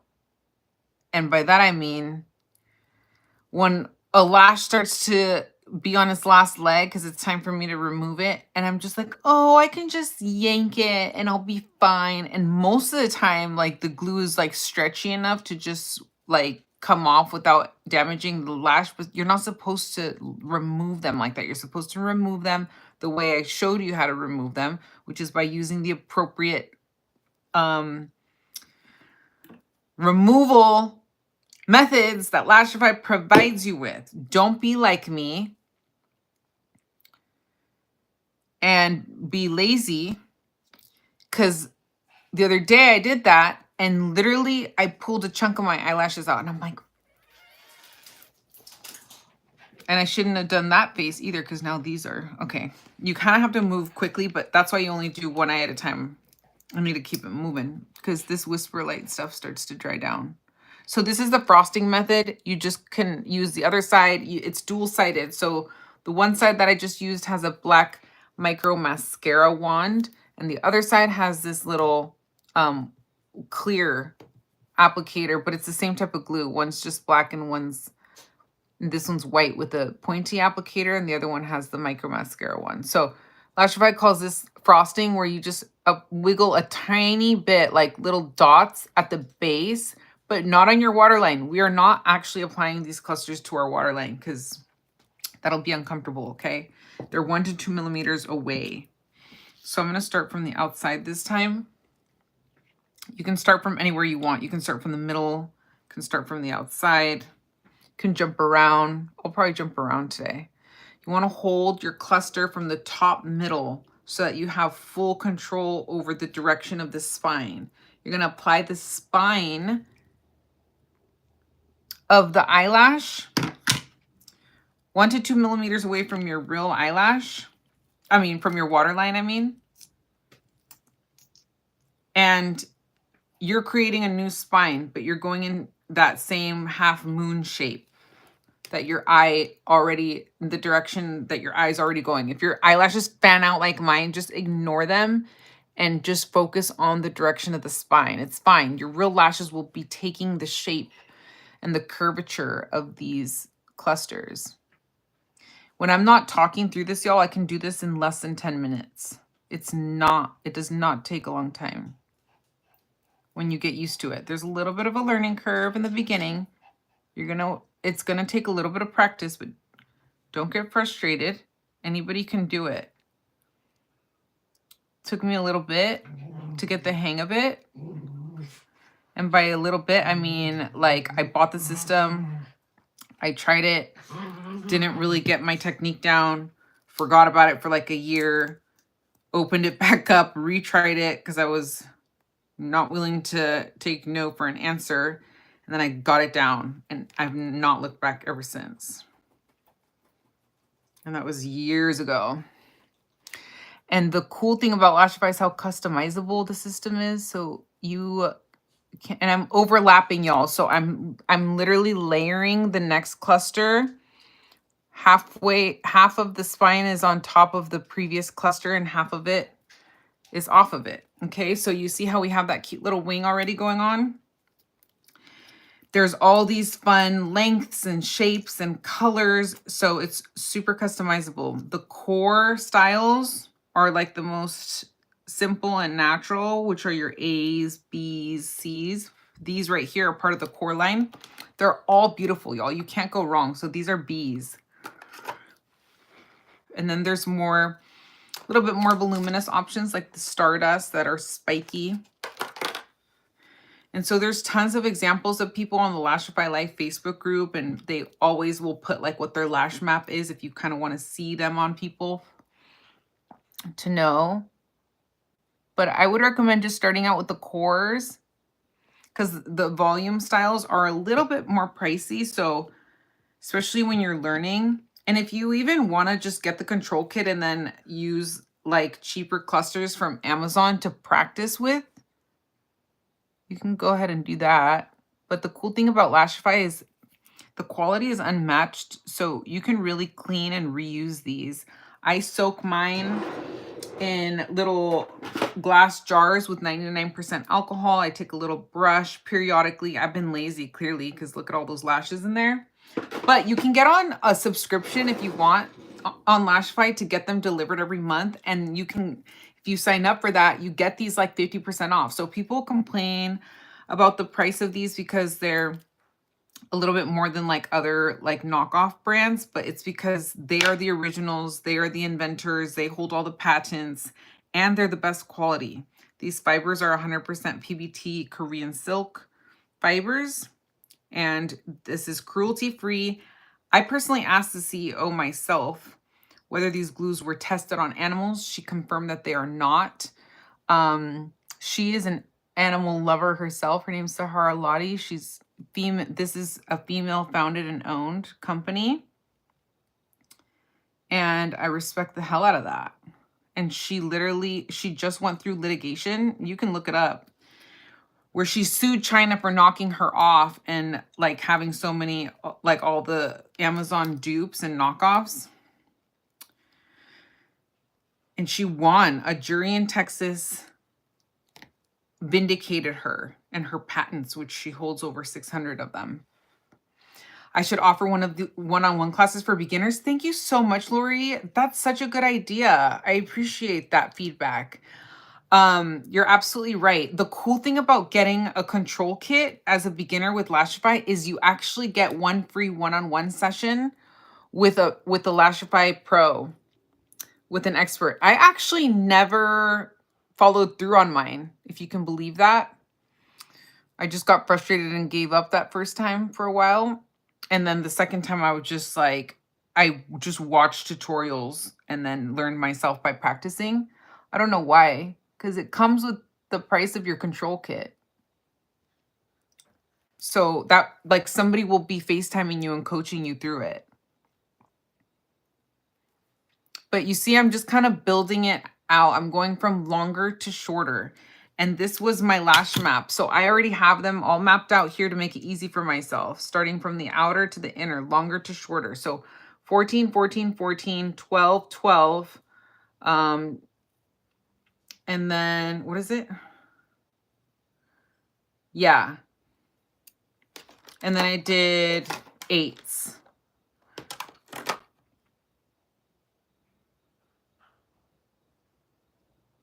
Or maybe I did, oh, whoops, this is the wrong order here. I did 10, 10, and 1, 8 because I only had 1 8 left. So I think that's how it goes. So it's 14, 14, 14, 12, 12, 10, 10, 8. Yeah, you follow her. She goes live all the time. So that's when I say I asked her myself personally. It's because she goes live all the time. You can follow her personal Instagram page, Sahara Lottie. And if you're following Lashify, sometimes she goes live on the Lashify platform too. And she's a very entertaining woman to watch, to be honest with you. She'll talk about how the whole reason why she started Lashify was because she was passionate about saving bulldogs. And so she started this whole foundation to save bulldogs. And she went on a mission to do that. She has some extreme point of views, but, you know, there's a fine line between genius and insane, right? Nobody had a good idea that at some point somebody didn't think was crazy, right?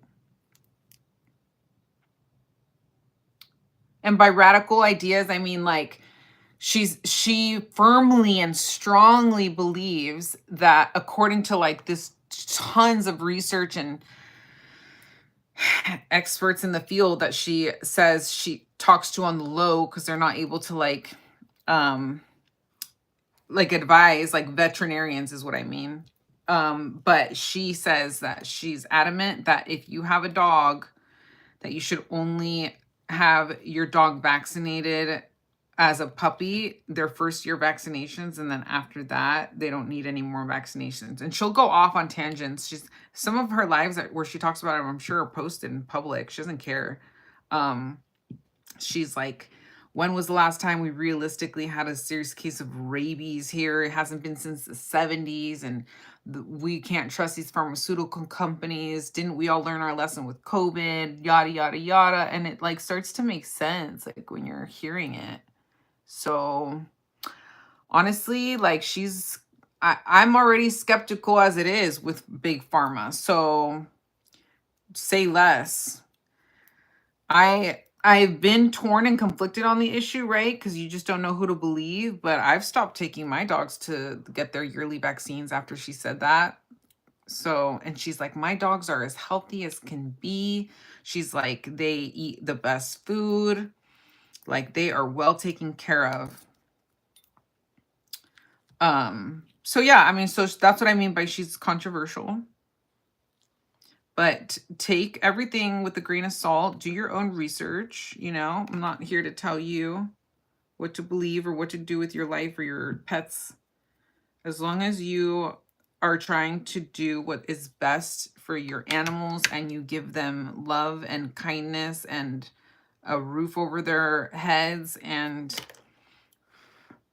attention and exercise and all the things that dogs need, we can only do what we feel is best, right? As dog owners, I'm not a parent, but the same applies to parents with kids, right?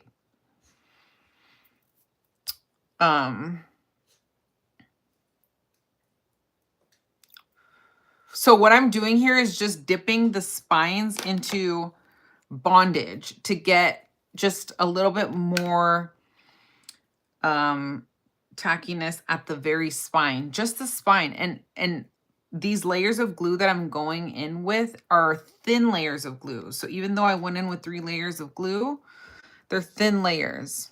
So you're not supposed to see like a bunch of clumps and stuff.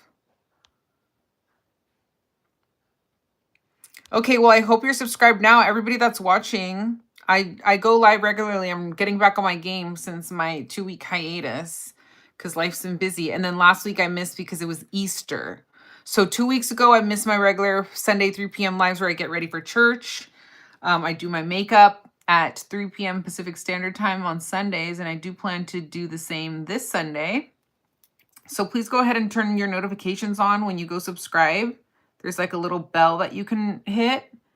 So that way you're notified. You get an alert. Make sure the notifications are on under the app, under the YouTube app on your phone, under settings, general. Because that way, and when I go like this, y'all, I'm just kind of like undoing any like clumps that I'm seeing if like my real natural lashes are clumping up with glue. Because you just are wanting your lashes to be as straight as possible and clump free. And Lashify actually has this brilliant tool to help you do that. And I do highly recommend. It doesn't come with the control kit. You have to buy it separately, but I'm pleasantly surprised with this. I didn't think I was going to use it much, but these teeth are actually sharp. This side is sharp. It's nice and pointy and it's metal, and it just helps you kind of like undo any major clumps that you get. Obviously, it's not going to be perfect, because naturally there's going to be some clumping up, but you just want to minimize it as much as possible.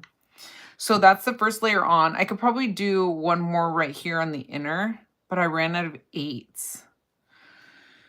So I'm going to have to go find another 8.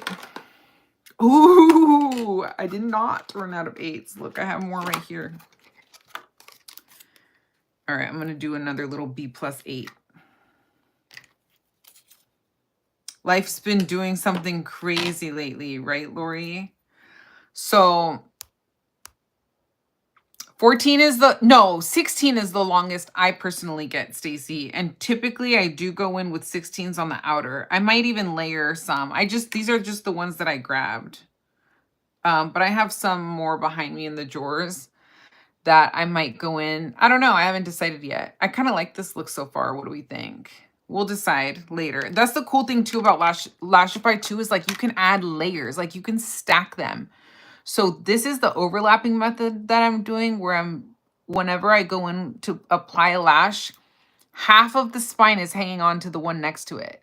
That helps your longevity. It's not hard to do because like it actually makes it easier, because it kind of just starts to like follow its own curve. It's like velvet. It just kind of like, not velvet. Why do I always get that confused? Velcro. It just kind of like adheres pretty easily once you get going. Like once you place that first lash, everything else just follows. So you're creating your new spine, but it's 1 to 2 millimeters away from the waterline. So I'm lifting this like this so that you can see the root of my real lashes are exposed. Okay, it's not so far off from it, just barely, to where it's not touching skin. Okay, you kind of want to let the roots of your lashes breathe a little bit. Let a little bit of air flow through there, if you will. And that's what keeps these babies on. Because if you were sticking them to your waterline, not only is it uncomfortable, but you won't get the longevity right because we tear and stuff. So I use eye drops on a daily basis, multiple times a day. I work out every day. I sweat. I shower twice a day in a hot shower, a steamy shower. I'm not super careful about these, honestly. Once they're on, they're pretty much on. I often get asked how I wash my face. Well, you do the best you can to avoid the eye area, especially with anything oily. Then when I get out of the shower, I just like use oil-free Neutrogena from the drugstore. That's like my tried and true makeup remover me and my mom have always used. I stick a little Q-tip in there, not these pointy Q-tips, although I love these pointy Q-tips. I rave about them all the time. They're on my Amazon storefront. You need them. But I take a regular cotton swab with my Neutrogena oil-free makeup remover, and I just get like in the little areas where, like, this is what I love this Q-tip for. Like if we get like buildup right here, it's hard to like get in there, especially if you have long nails like me.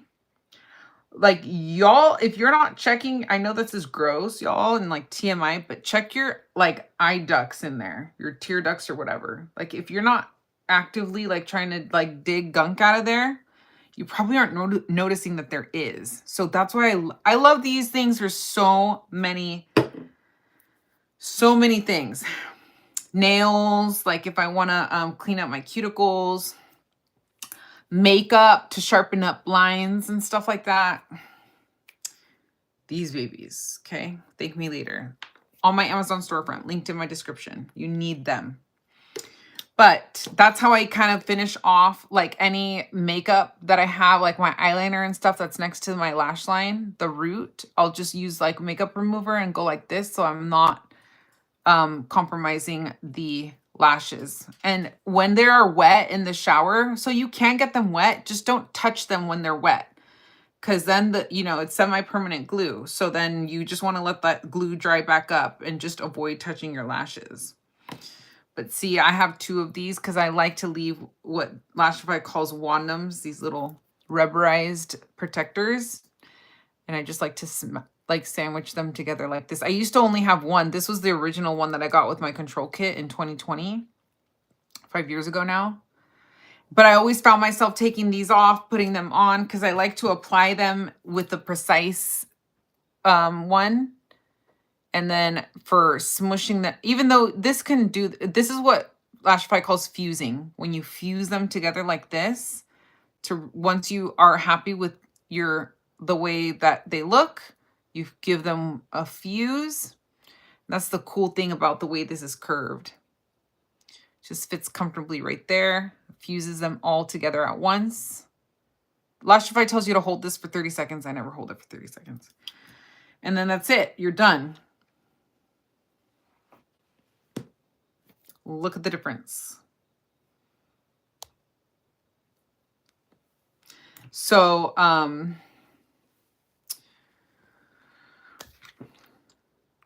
yeah. Hi, Enrico Rossi.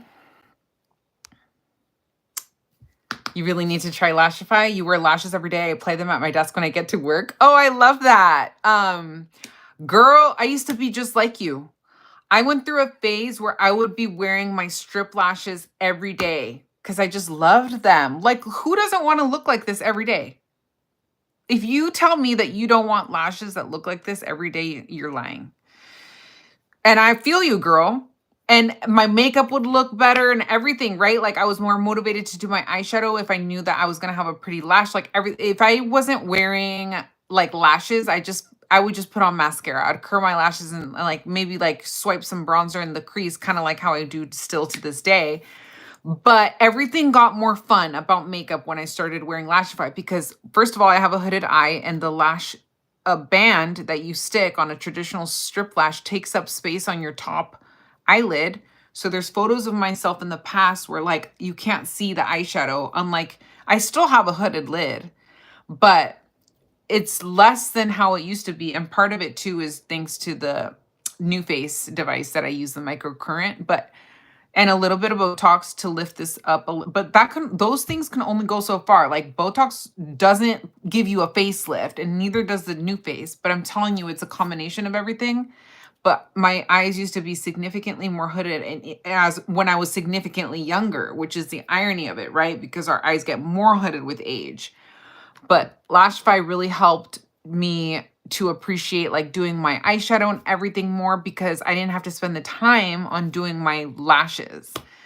And that was major for me, is the time that it saves you, because my time is my money, and yours is too, right? Like who wants to go in for regular lash extension appointments that compromise the integrity of your real eyelashes?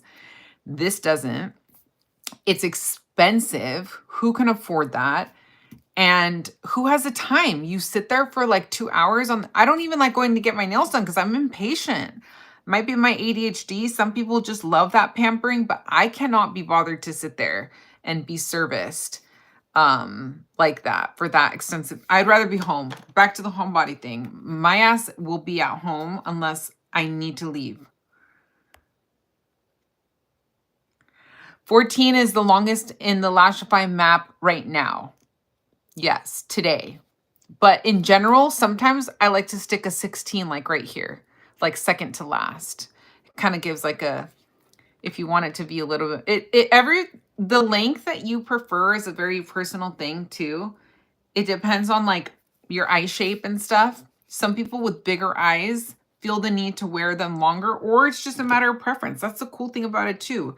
If you have smaller eyes, or it's like really hooded of an eye, maybe you don't want to go as long as 14. Maybe you're good with like 12s being your longest, right? And then you can go 10, 12, 10, 8.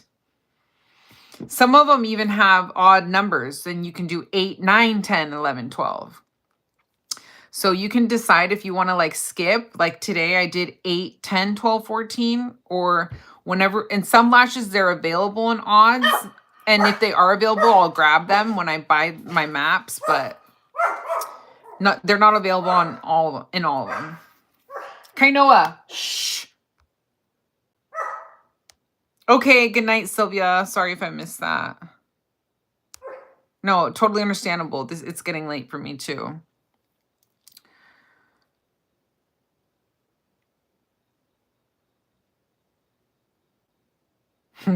I know it's controversial, Kat. I know. And everybody's entitled to their opinions, and they're all welcome here on this platform. I will never criticize anybody for disagreeing with my opinions. I'm passing along a message that I've heard her talk about, and it just made me think twice about the fact that, like, back to the whole, like, you don't know who to trust and who to believe. And, like, if you want to believe big pharma who backs veterinarians, right? And like what Sahara has said is like, she knows vets that say that they will lose their license if they advise that. So they legally have to advise that people vaccinate their dogs every year, but they themselves don't. So she's so adamant about it and passionate about it. And she has funded tons of like, she has this like whole nonprofit like organization. You can it's like Bulldog something, whatever. But yeah, I've been following her closely for a long time, for an extended period of time. It wasn't that she said one thing and I was like, oh yeah, I'm gonna follow everything she said. Like I said, I'm a very, you know, I think I'm pretty reasonable when it comes to the information that I take in, the way I take it in. Obviously, I take everything with a grain of salt. Like, I'm a lawyer, I'm a natural skeptic. But I'm equally as much of a natural skeptic when it comes to these like money grabbing, money hungry medical professionals that we can't trust either, which is like the whole theme of this video or this live. It is my whole point. Like, you don't know who to trust. It's kind of like having extreme views about foreign policy, for instance, and you're getting your information from Fox, CNN, C-SPAN, like, I mean, not C-SPAN, PBS, you know, what's that other radio? NPR. It's like every single media platform is biased. And you consuming media, you're consuming biased media, right? Like, so everybody should be skeptical about every bit of information they take in, no matter what type of content it is that you're consuming, foreign policy, beauty, animals. It's up to you as a consumer to make those decisions. I'm not here to tell you what to do. I'm just saying it's an interesting perspective. It's an interesting point of view. And it just made me think that I can't, just like with COVID, if we didn't all learn our lesson about how, you know, it kind of bit America in the butt to be a sheep, really the world in the butt, to be sheep, right? And to just blindly follow the opinions of certain medical professionals that are supposedly the best in their field and then later get retracted, right? All of the conflicting information that we got during that time period, if it hasn't made you skeptical about who you trust, then I don't know what will. Oh yeah, what had me hot today? And something else had me hot yesterday, actually.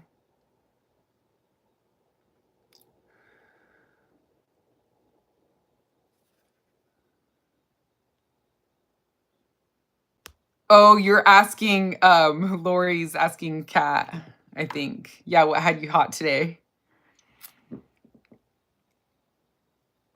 Press-ons at home, love them, and it's cheaper, right? I know, anything I can do at home. That's why I started painting my own nails, because I didn't want to go to the salon.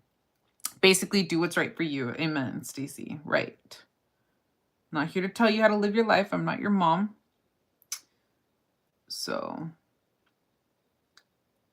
anyway.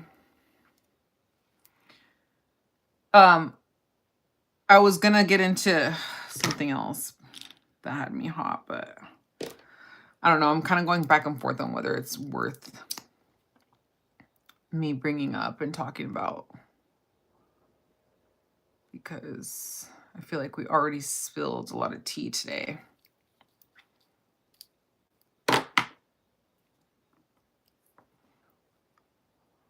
As an influencer, and I'm watching this video. Oh, okay.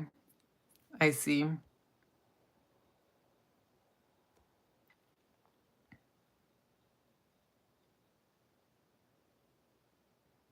She's interesting but entertaining, yeah.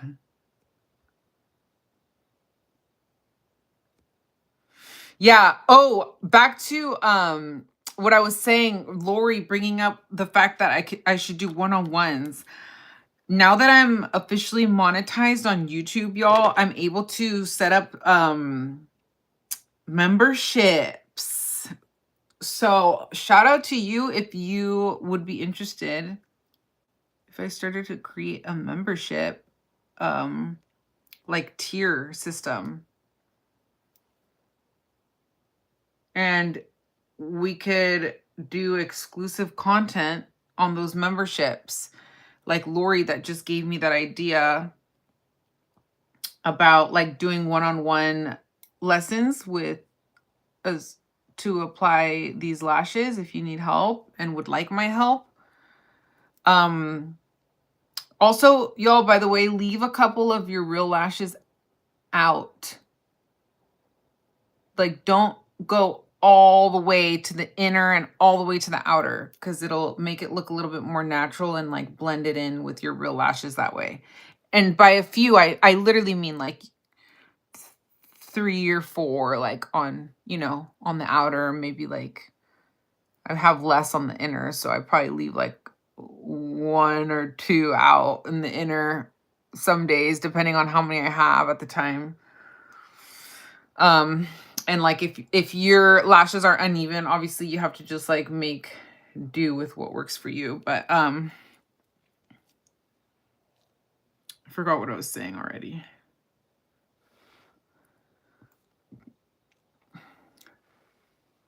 Oh, memberships. Thank you.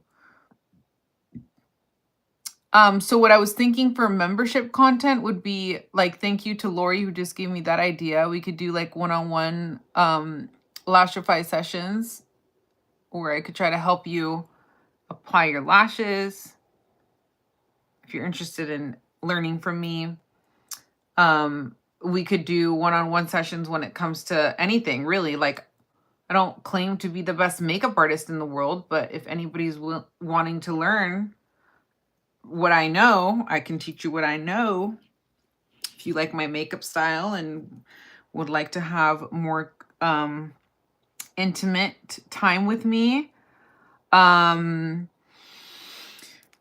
another idea I have for memberships is kind of like content like this, like things that I start to kind of hesitate to talk about on like the mass platforms, things that are a little bit more personal that I don't really get into because the whole world is watching, and there are just some things in my professional life that I try to keep separate from my personal life. And when I'm posting on social media, those lines can be blurred.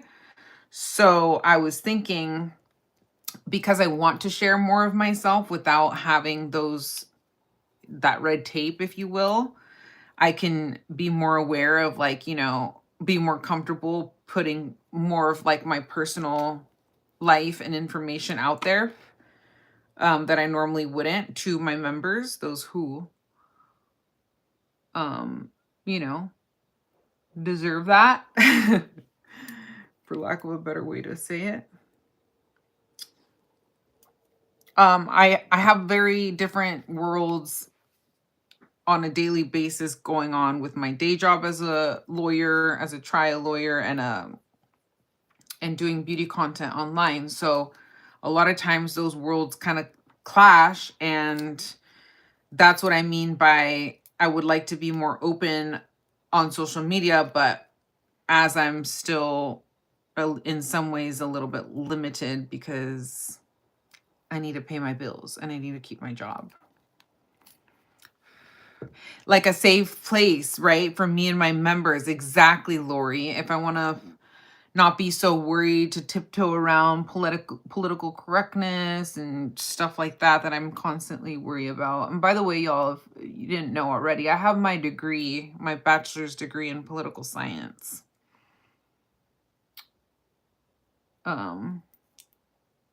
So just to give you a little bit of a perspective when I start to get on my soapbox about stuff. But I just took this class in college that was so fascinating. It was called The Psychology of the Media. And the whole thing was about how everything we know is because of the media. And the media innately, in and of itself, by definition, is bias. Therefore, as a consumer, we are consuming biased content, whether we like it or not. So it's like, if you really like get into the weeds and think about it, it's a major like mind fuck. Like, you start to question everything you've ever heard and learned and what's real, what's not. You know, my brother served in the Marine Corps, and I just remember him saying some things like, there's shit that like we in the military cannot talk about that is kept like top secret. I don't know. There's like a series on Netflix, or it might be Amazon Prime, where it's called, I forget what it's called, but they do like episodes on like there's like a whole episode on Black Ops, for instance, and then there's like a whole episode on, you know, like the treasury or whatever. And it's just like, it's fascinating to just, you can really get down into a rabbit hole of like conspiracy theories real quick, of course. And I'm not like a conspiracy theorist. It's not how I identify, but it makes you think. I just try to be an educated, conscious consumer. That's all.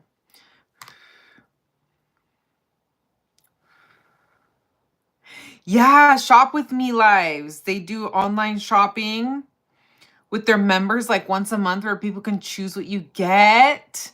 That's a brilliant idea, Kat. Thank you for that. Yes, please, please. I would love your feedback and I would love to know what y'all are interested. I'm here for you. I am here for the people.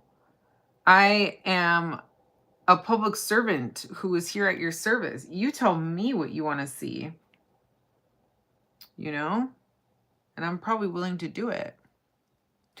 See, y'all, my dad just texted me right now. I just sent him a picture of the bill and I said, I'm never going back there again with like the mad emoji and like the cuss. Like he just said, strange billing. I freaking told you. I knew it. I literally screenshotted the bill.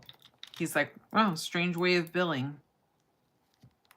I was vindicated. Thanks, Dad. I'm not crazy. He just texted me, his advice is to pay it and not to return. Fuck no. Not without a fight. I think they're going to have to try me. Try me. I'm not paying that bill. They can fuck off. This country was created by scammers and thieves, so we have to question things. Absolutely, Lori.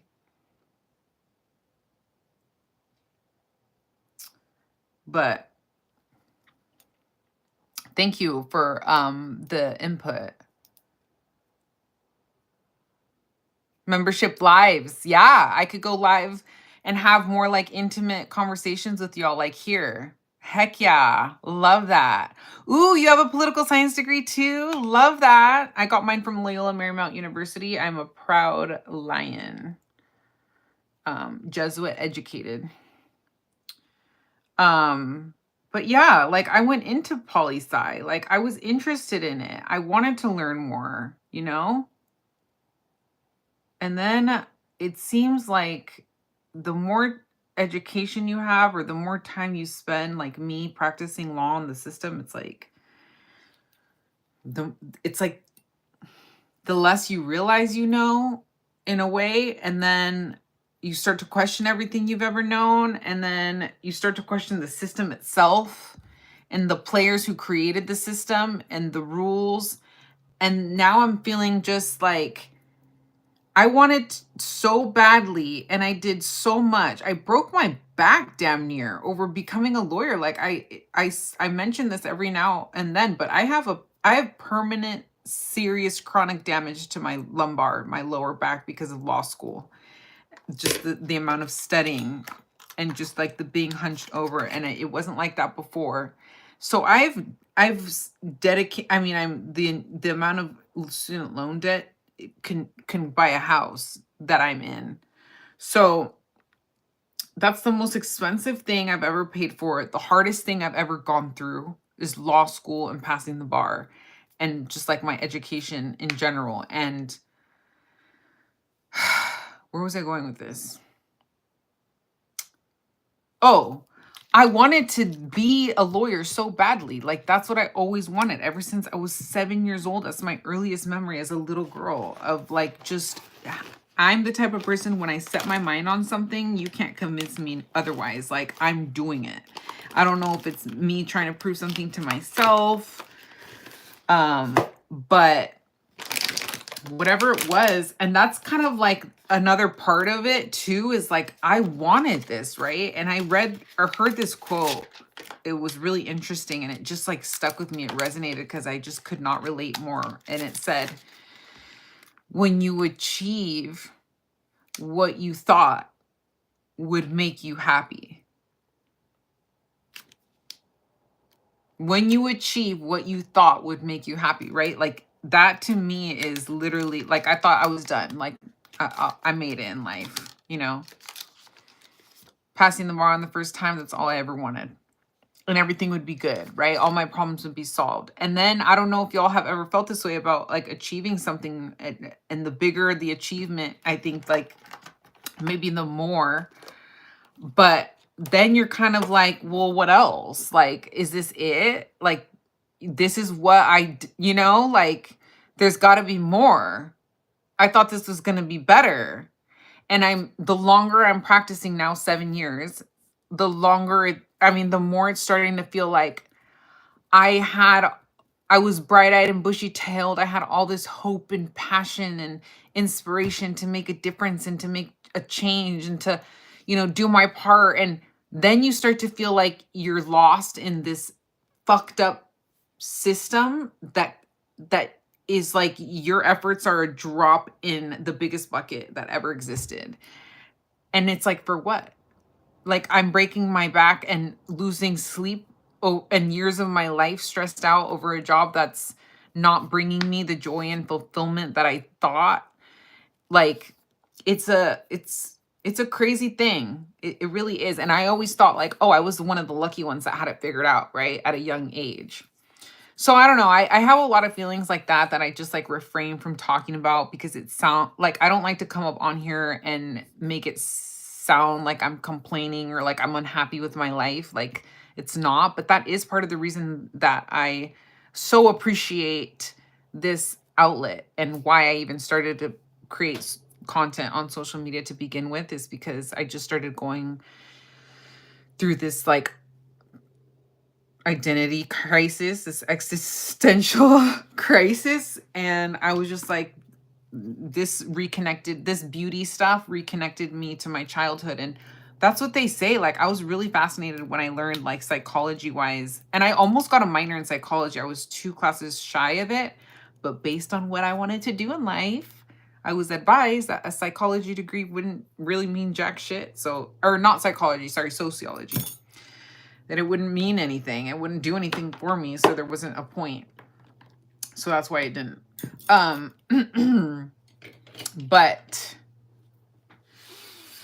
I always thought it was fascinating, the sociology classes that I took. It's human behavior and everything, right? It's everything that like also has to do with lawyering. Like, when you're a lawyer, you wear all types of different hats, including that of a social worker many days.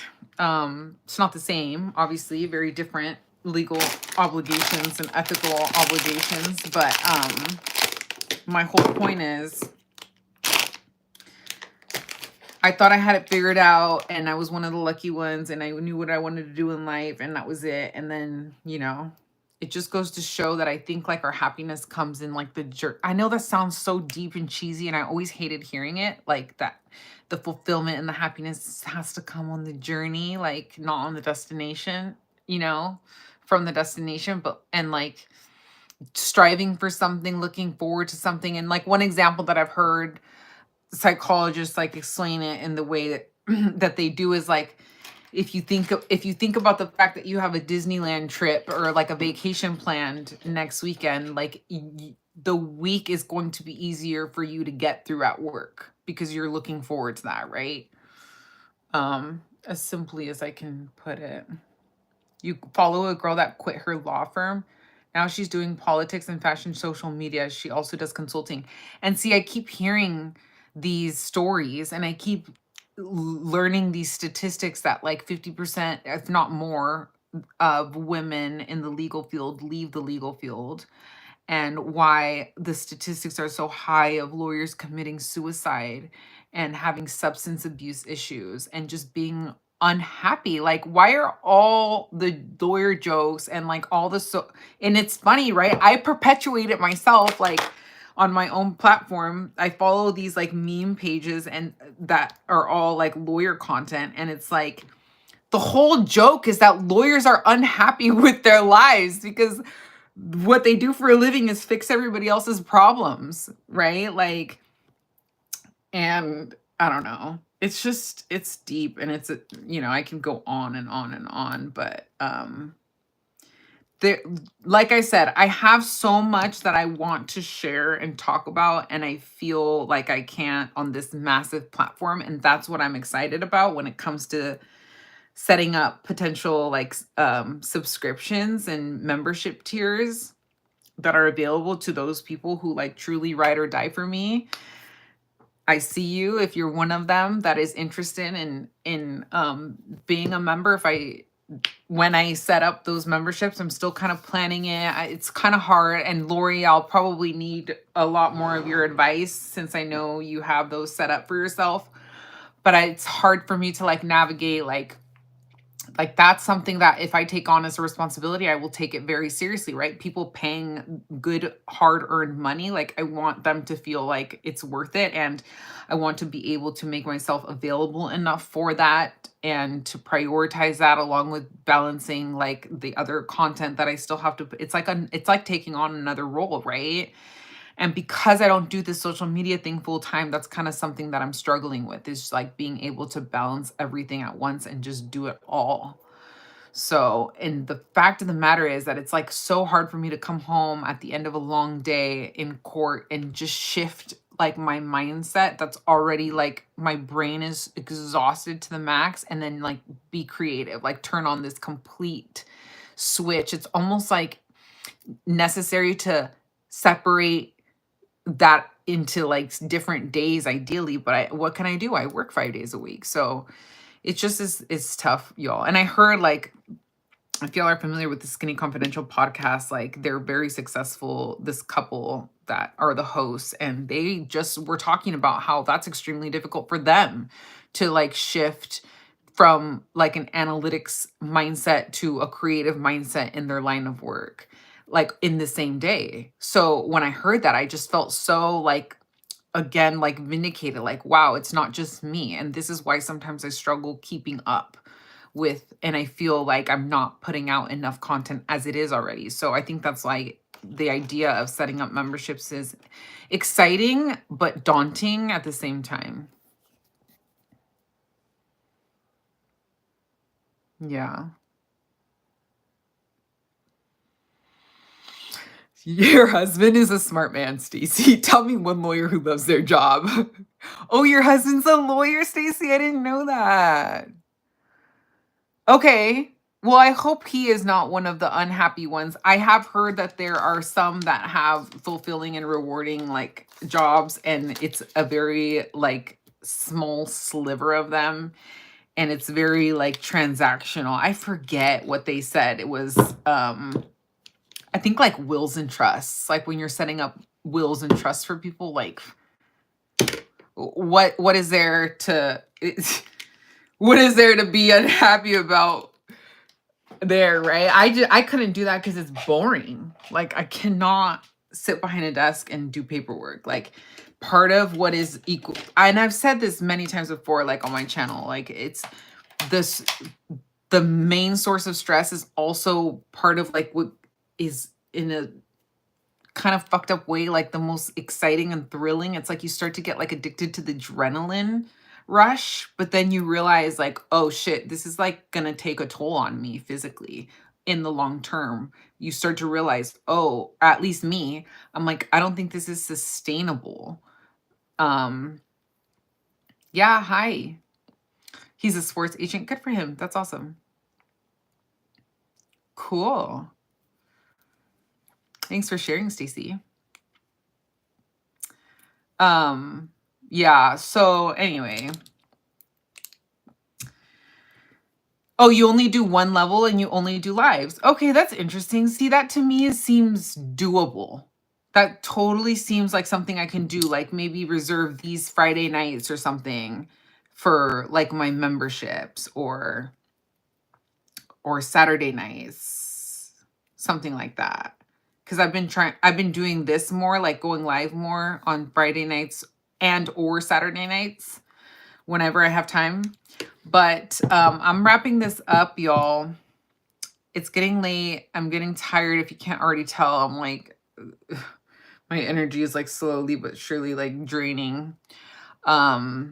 My eyelashes probably aren't perfect. It looks like I went in a tiny bit because, okay, so this is what I would do, right, in this situation. I don't know if y'all can tell, but it appears to me that the one on my right side is reaching the inner corner a little bit further than the one on the left.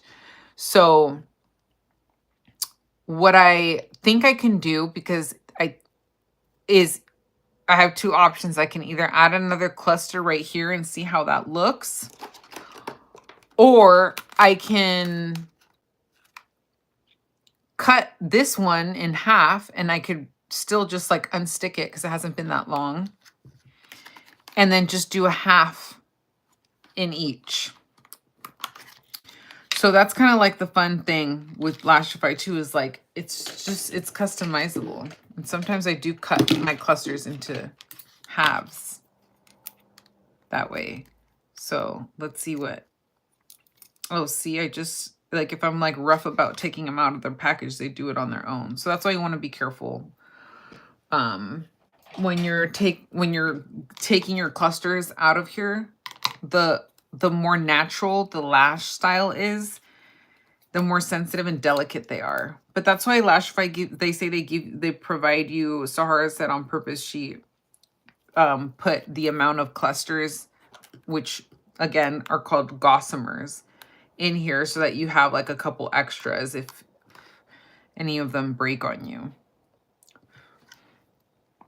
So like I said, I don't really mind if, like this one, it lost a little bit of the tail when I yanked it out of the package. And this is where I start to get careless because I'm tired and I just want to get done.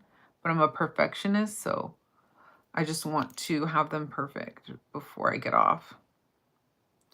But I'm about to log off, y'all. Thank you so much if you joined me this whole time.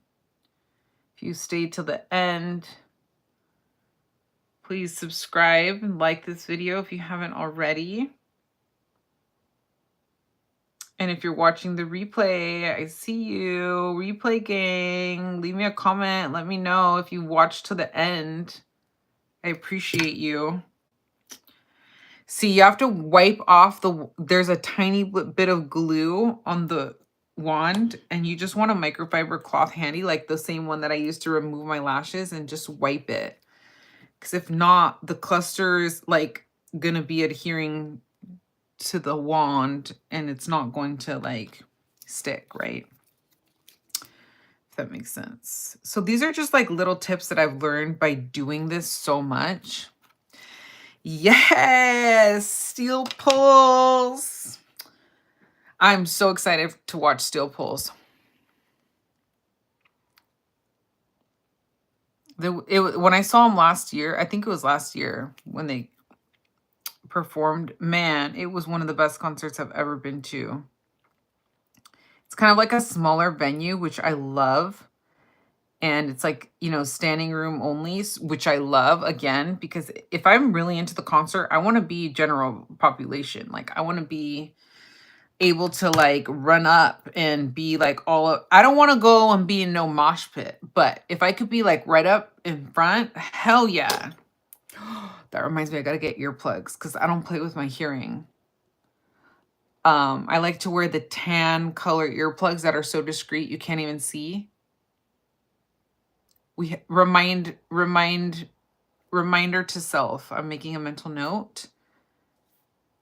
Shit. Might have to go to like CVS tomorrow or something to buy those. Protect your hearing, y'all. Because going to concerts and stuff, that's gonna make you go deaf like sooner than you otherwise would if you're not. And I learned that from my dad. Shout out to Carlos. Like, I always saw him like growing up being very serious, taking his hearing very seriously and telling us to as well. And I'm still able to enjoy the concert just as much. It just drowns out like just like that, like insane, like when you're right up in front of the speakers. And then I have just a more of an enjoyable time because I can't stand being somewhere where it's so loud I can't even like talk to the person next to me, you know? Anyway.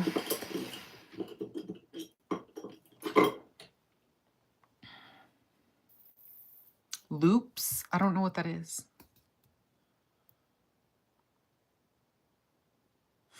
You'll have to DM me, Kat. Anyway, I fixed that. Y'all see? Now they're even. So all of these other like bonds that Lashify provides are to further waterproof them if you want, and to like take off stickiness. Right now I'm not feeling any stickiness. The better you get at applying, like you'll see too, like you can avoid stickiness. But they Nightline is what they call, it's not a bond, but it's a sealer. So Nightline is black, and it's to take off any stickiness on the spine. If you got any glue that is like sticking to your bottom lashes, that'll get rid of it. Only do like get next to the spine though. Don't like brush your lashes. Don't do that with any of these. And it'll also just help reinforce the glue to make sure they're put. I was considering layering some of these Stardust 14, but y'all, A, I don't have the energy right now. And B, I think these look fine as is. Yeah? What are y'all's thoughts? I'm trying to like show you. Another way of applying this Night Bond is to just put it between your little wandums and then take it and do your fuse at the root. Oh, here. Okay, as long as they're just, the reason I like the tan earbuds is because they're super discreet and like you can hardly even tell.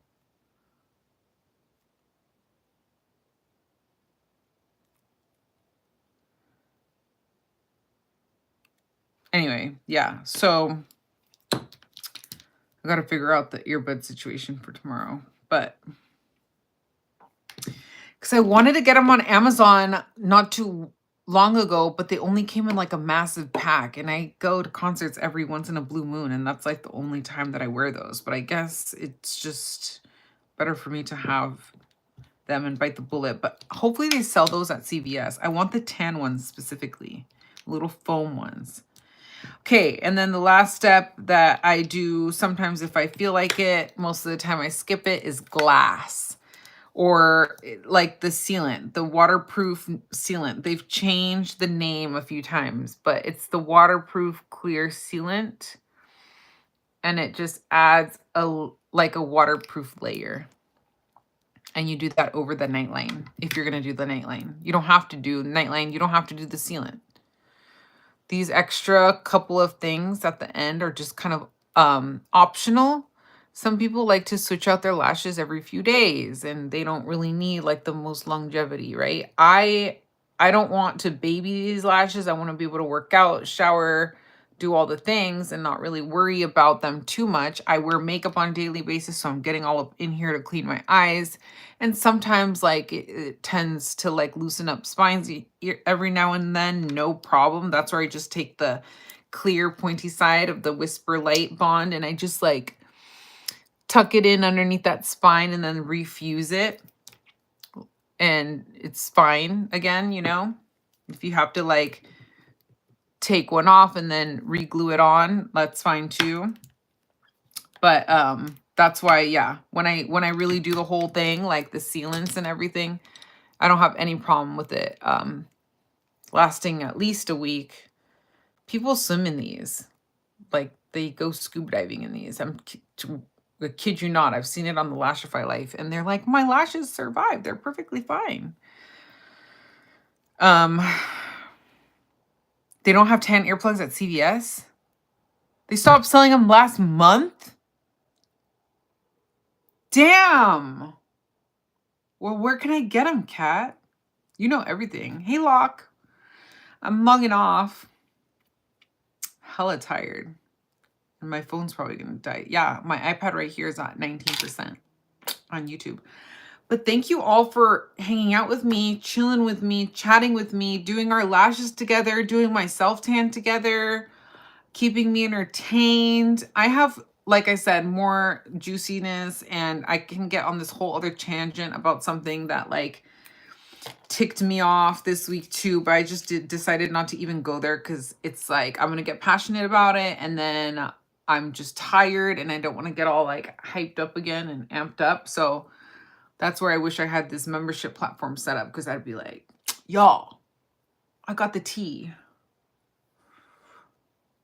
Oh, hey Brittany. Why is everybody logging on? It's literally 11:30. What are you doing? I'm about to get off. Good to see you, Brittany. So sad we're like missing each other. I'm just applying a little bit of my tazarotene, tretinoin and stuff.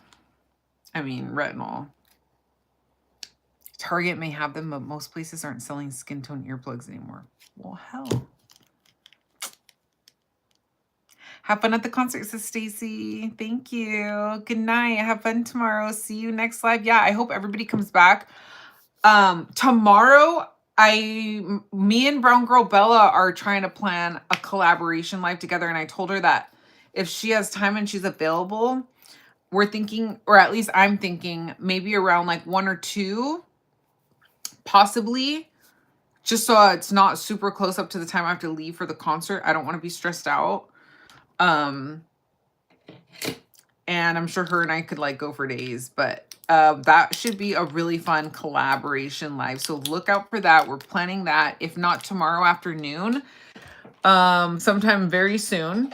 But I'm hoping maybe we can set that up to where I can get ready for the concert with y'all tomorrow. If y'all are interested in watching me do my makeup. The last time I went to a concert and got all into doing my makeup, I did this really cool Rasta eyeshadow look, and I did like red, yellow, green, and it was bomb. It came out really good. I used like my Pat McGrath palettes and stuff. And then when I've been more, because pretty much all the concerts I go to are reggae concerts, because y'all, like, I'm a reggae lover through and through. So I don't know. I could do like red lippy tomorrow. I have to figure out what I'm going to wear too. So, but yeah, the vibe is typically Rastafarian. And I like taking the opportunity, like once in a rare blue moon, to just go crazy wild with my makeup. And I could just tell like people were like looking at it. Like last time I went with like the Rasta flag on my eyes, and it was just like so cool and fun. And I just like wore black. And it was like and that reel is still up on my Instagram. You just have to scroll like way down, because it was like, it was one of like my first posts, and I was going to see Collie Buddz, and I was like, get ready with me to see Collie Buddz. And I did like the whole like red, yellow, green eyeshadow. And it was cool if you want to refer to that a reel by really digging down my Instagram page. Around us because it's not busy. Send you the address. Please do, Kat. Oh my gosh, you'd be a lifesaver if you were able to find that for me. It'd be one less thing that I need to stress out about, because I'm serious like about needing those tan colored earplugs before tomorrow. Thank you for that.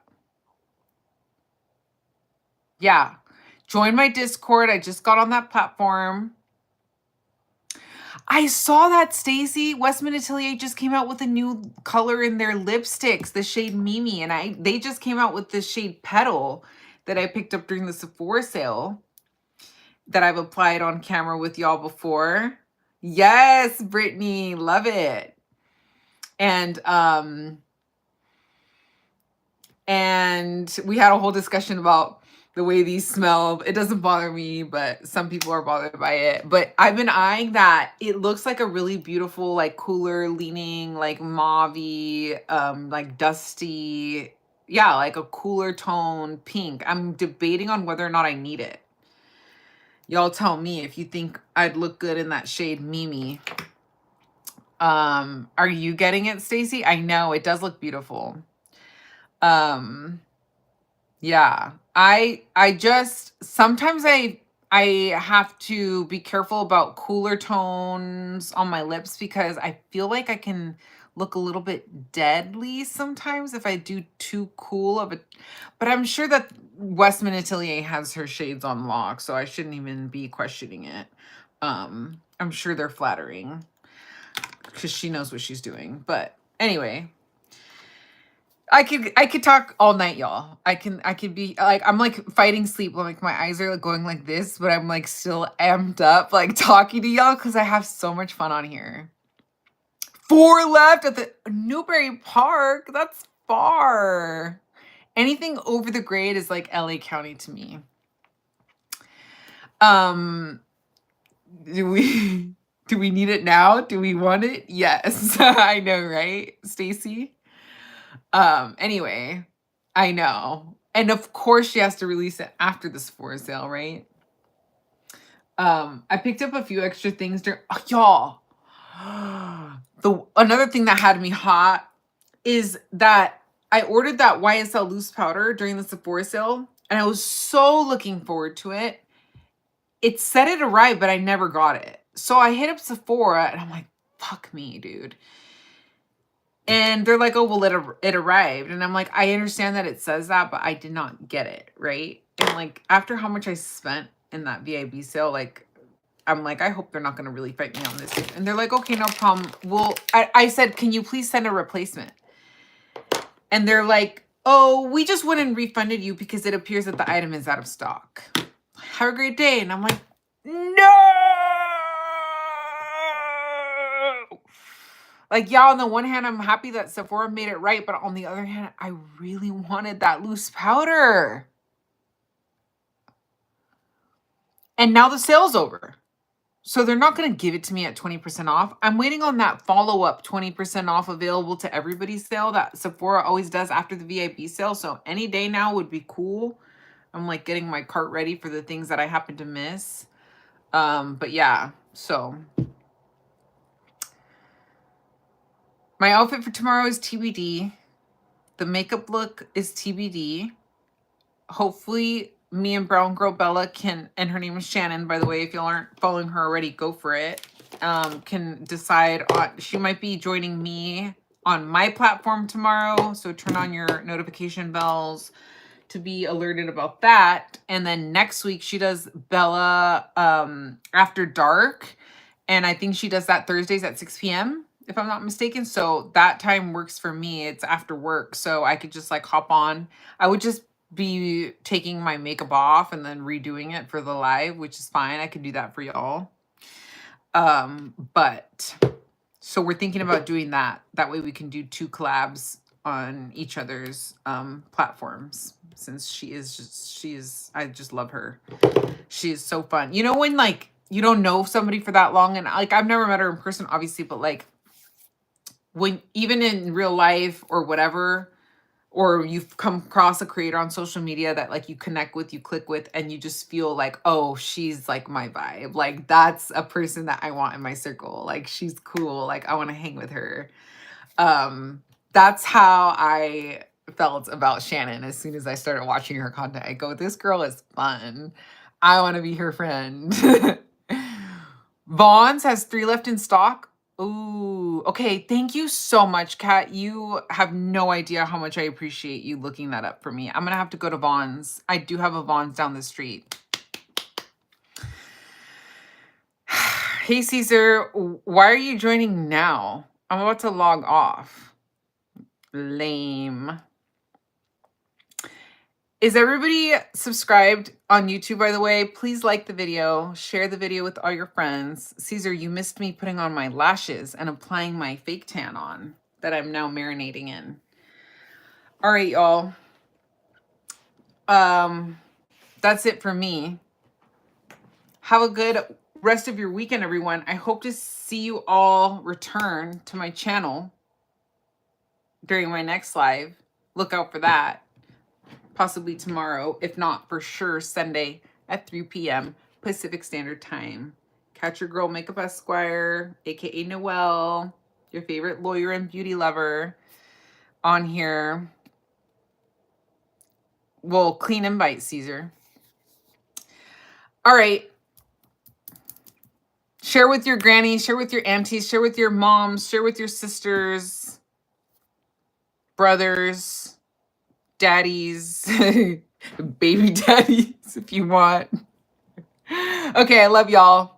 I know the Sephora sale is over, Lori, but sometimes Sephora, after the Sephora sale ends, they do like a like you get 20% off of like a one-time purchase, like a follow-up. They often do that. So I was hoping that they were going to do that this year too. That's what I'm talking about.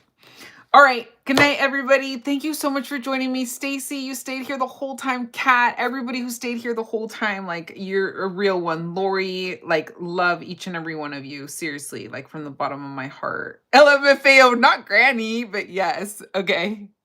Next month? What do you mean next month? Okay.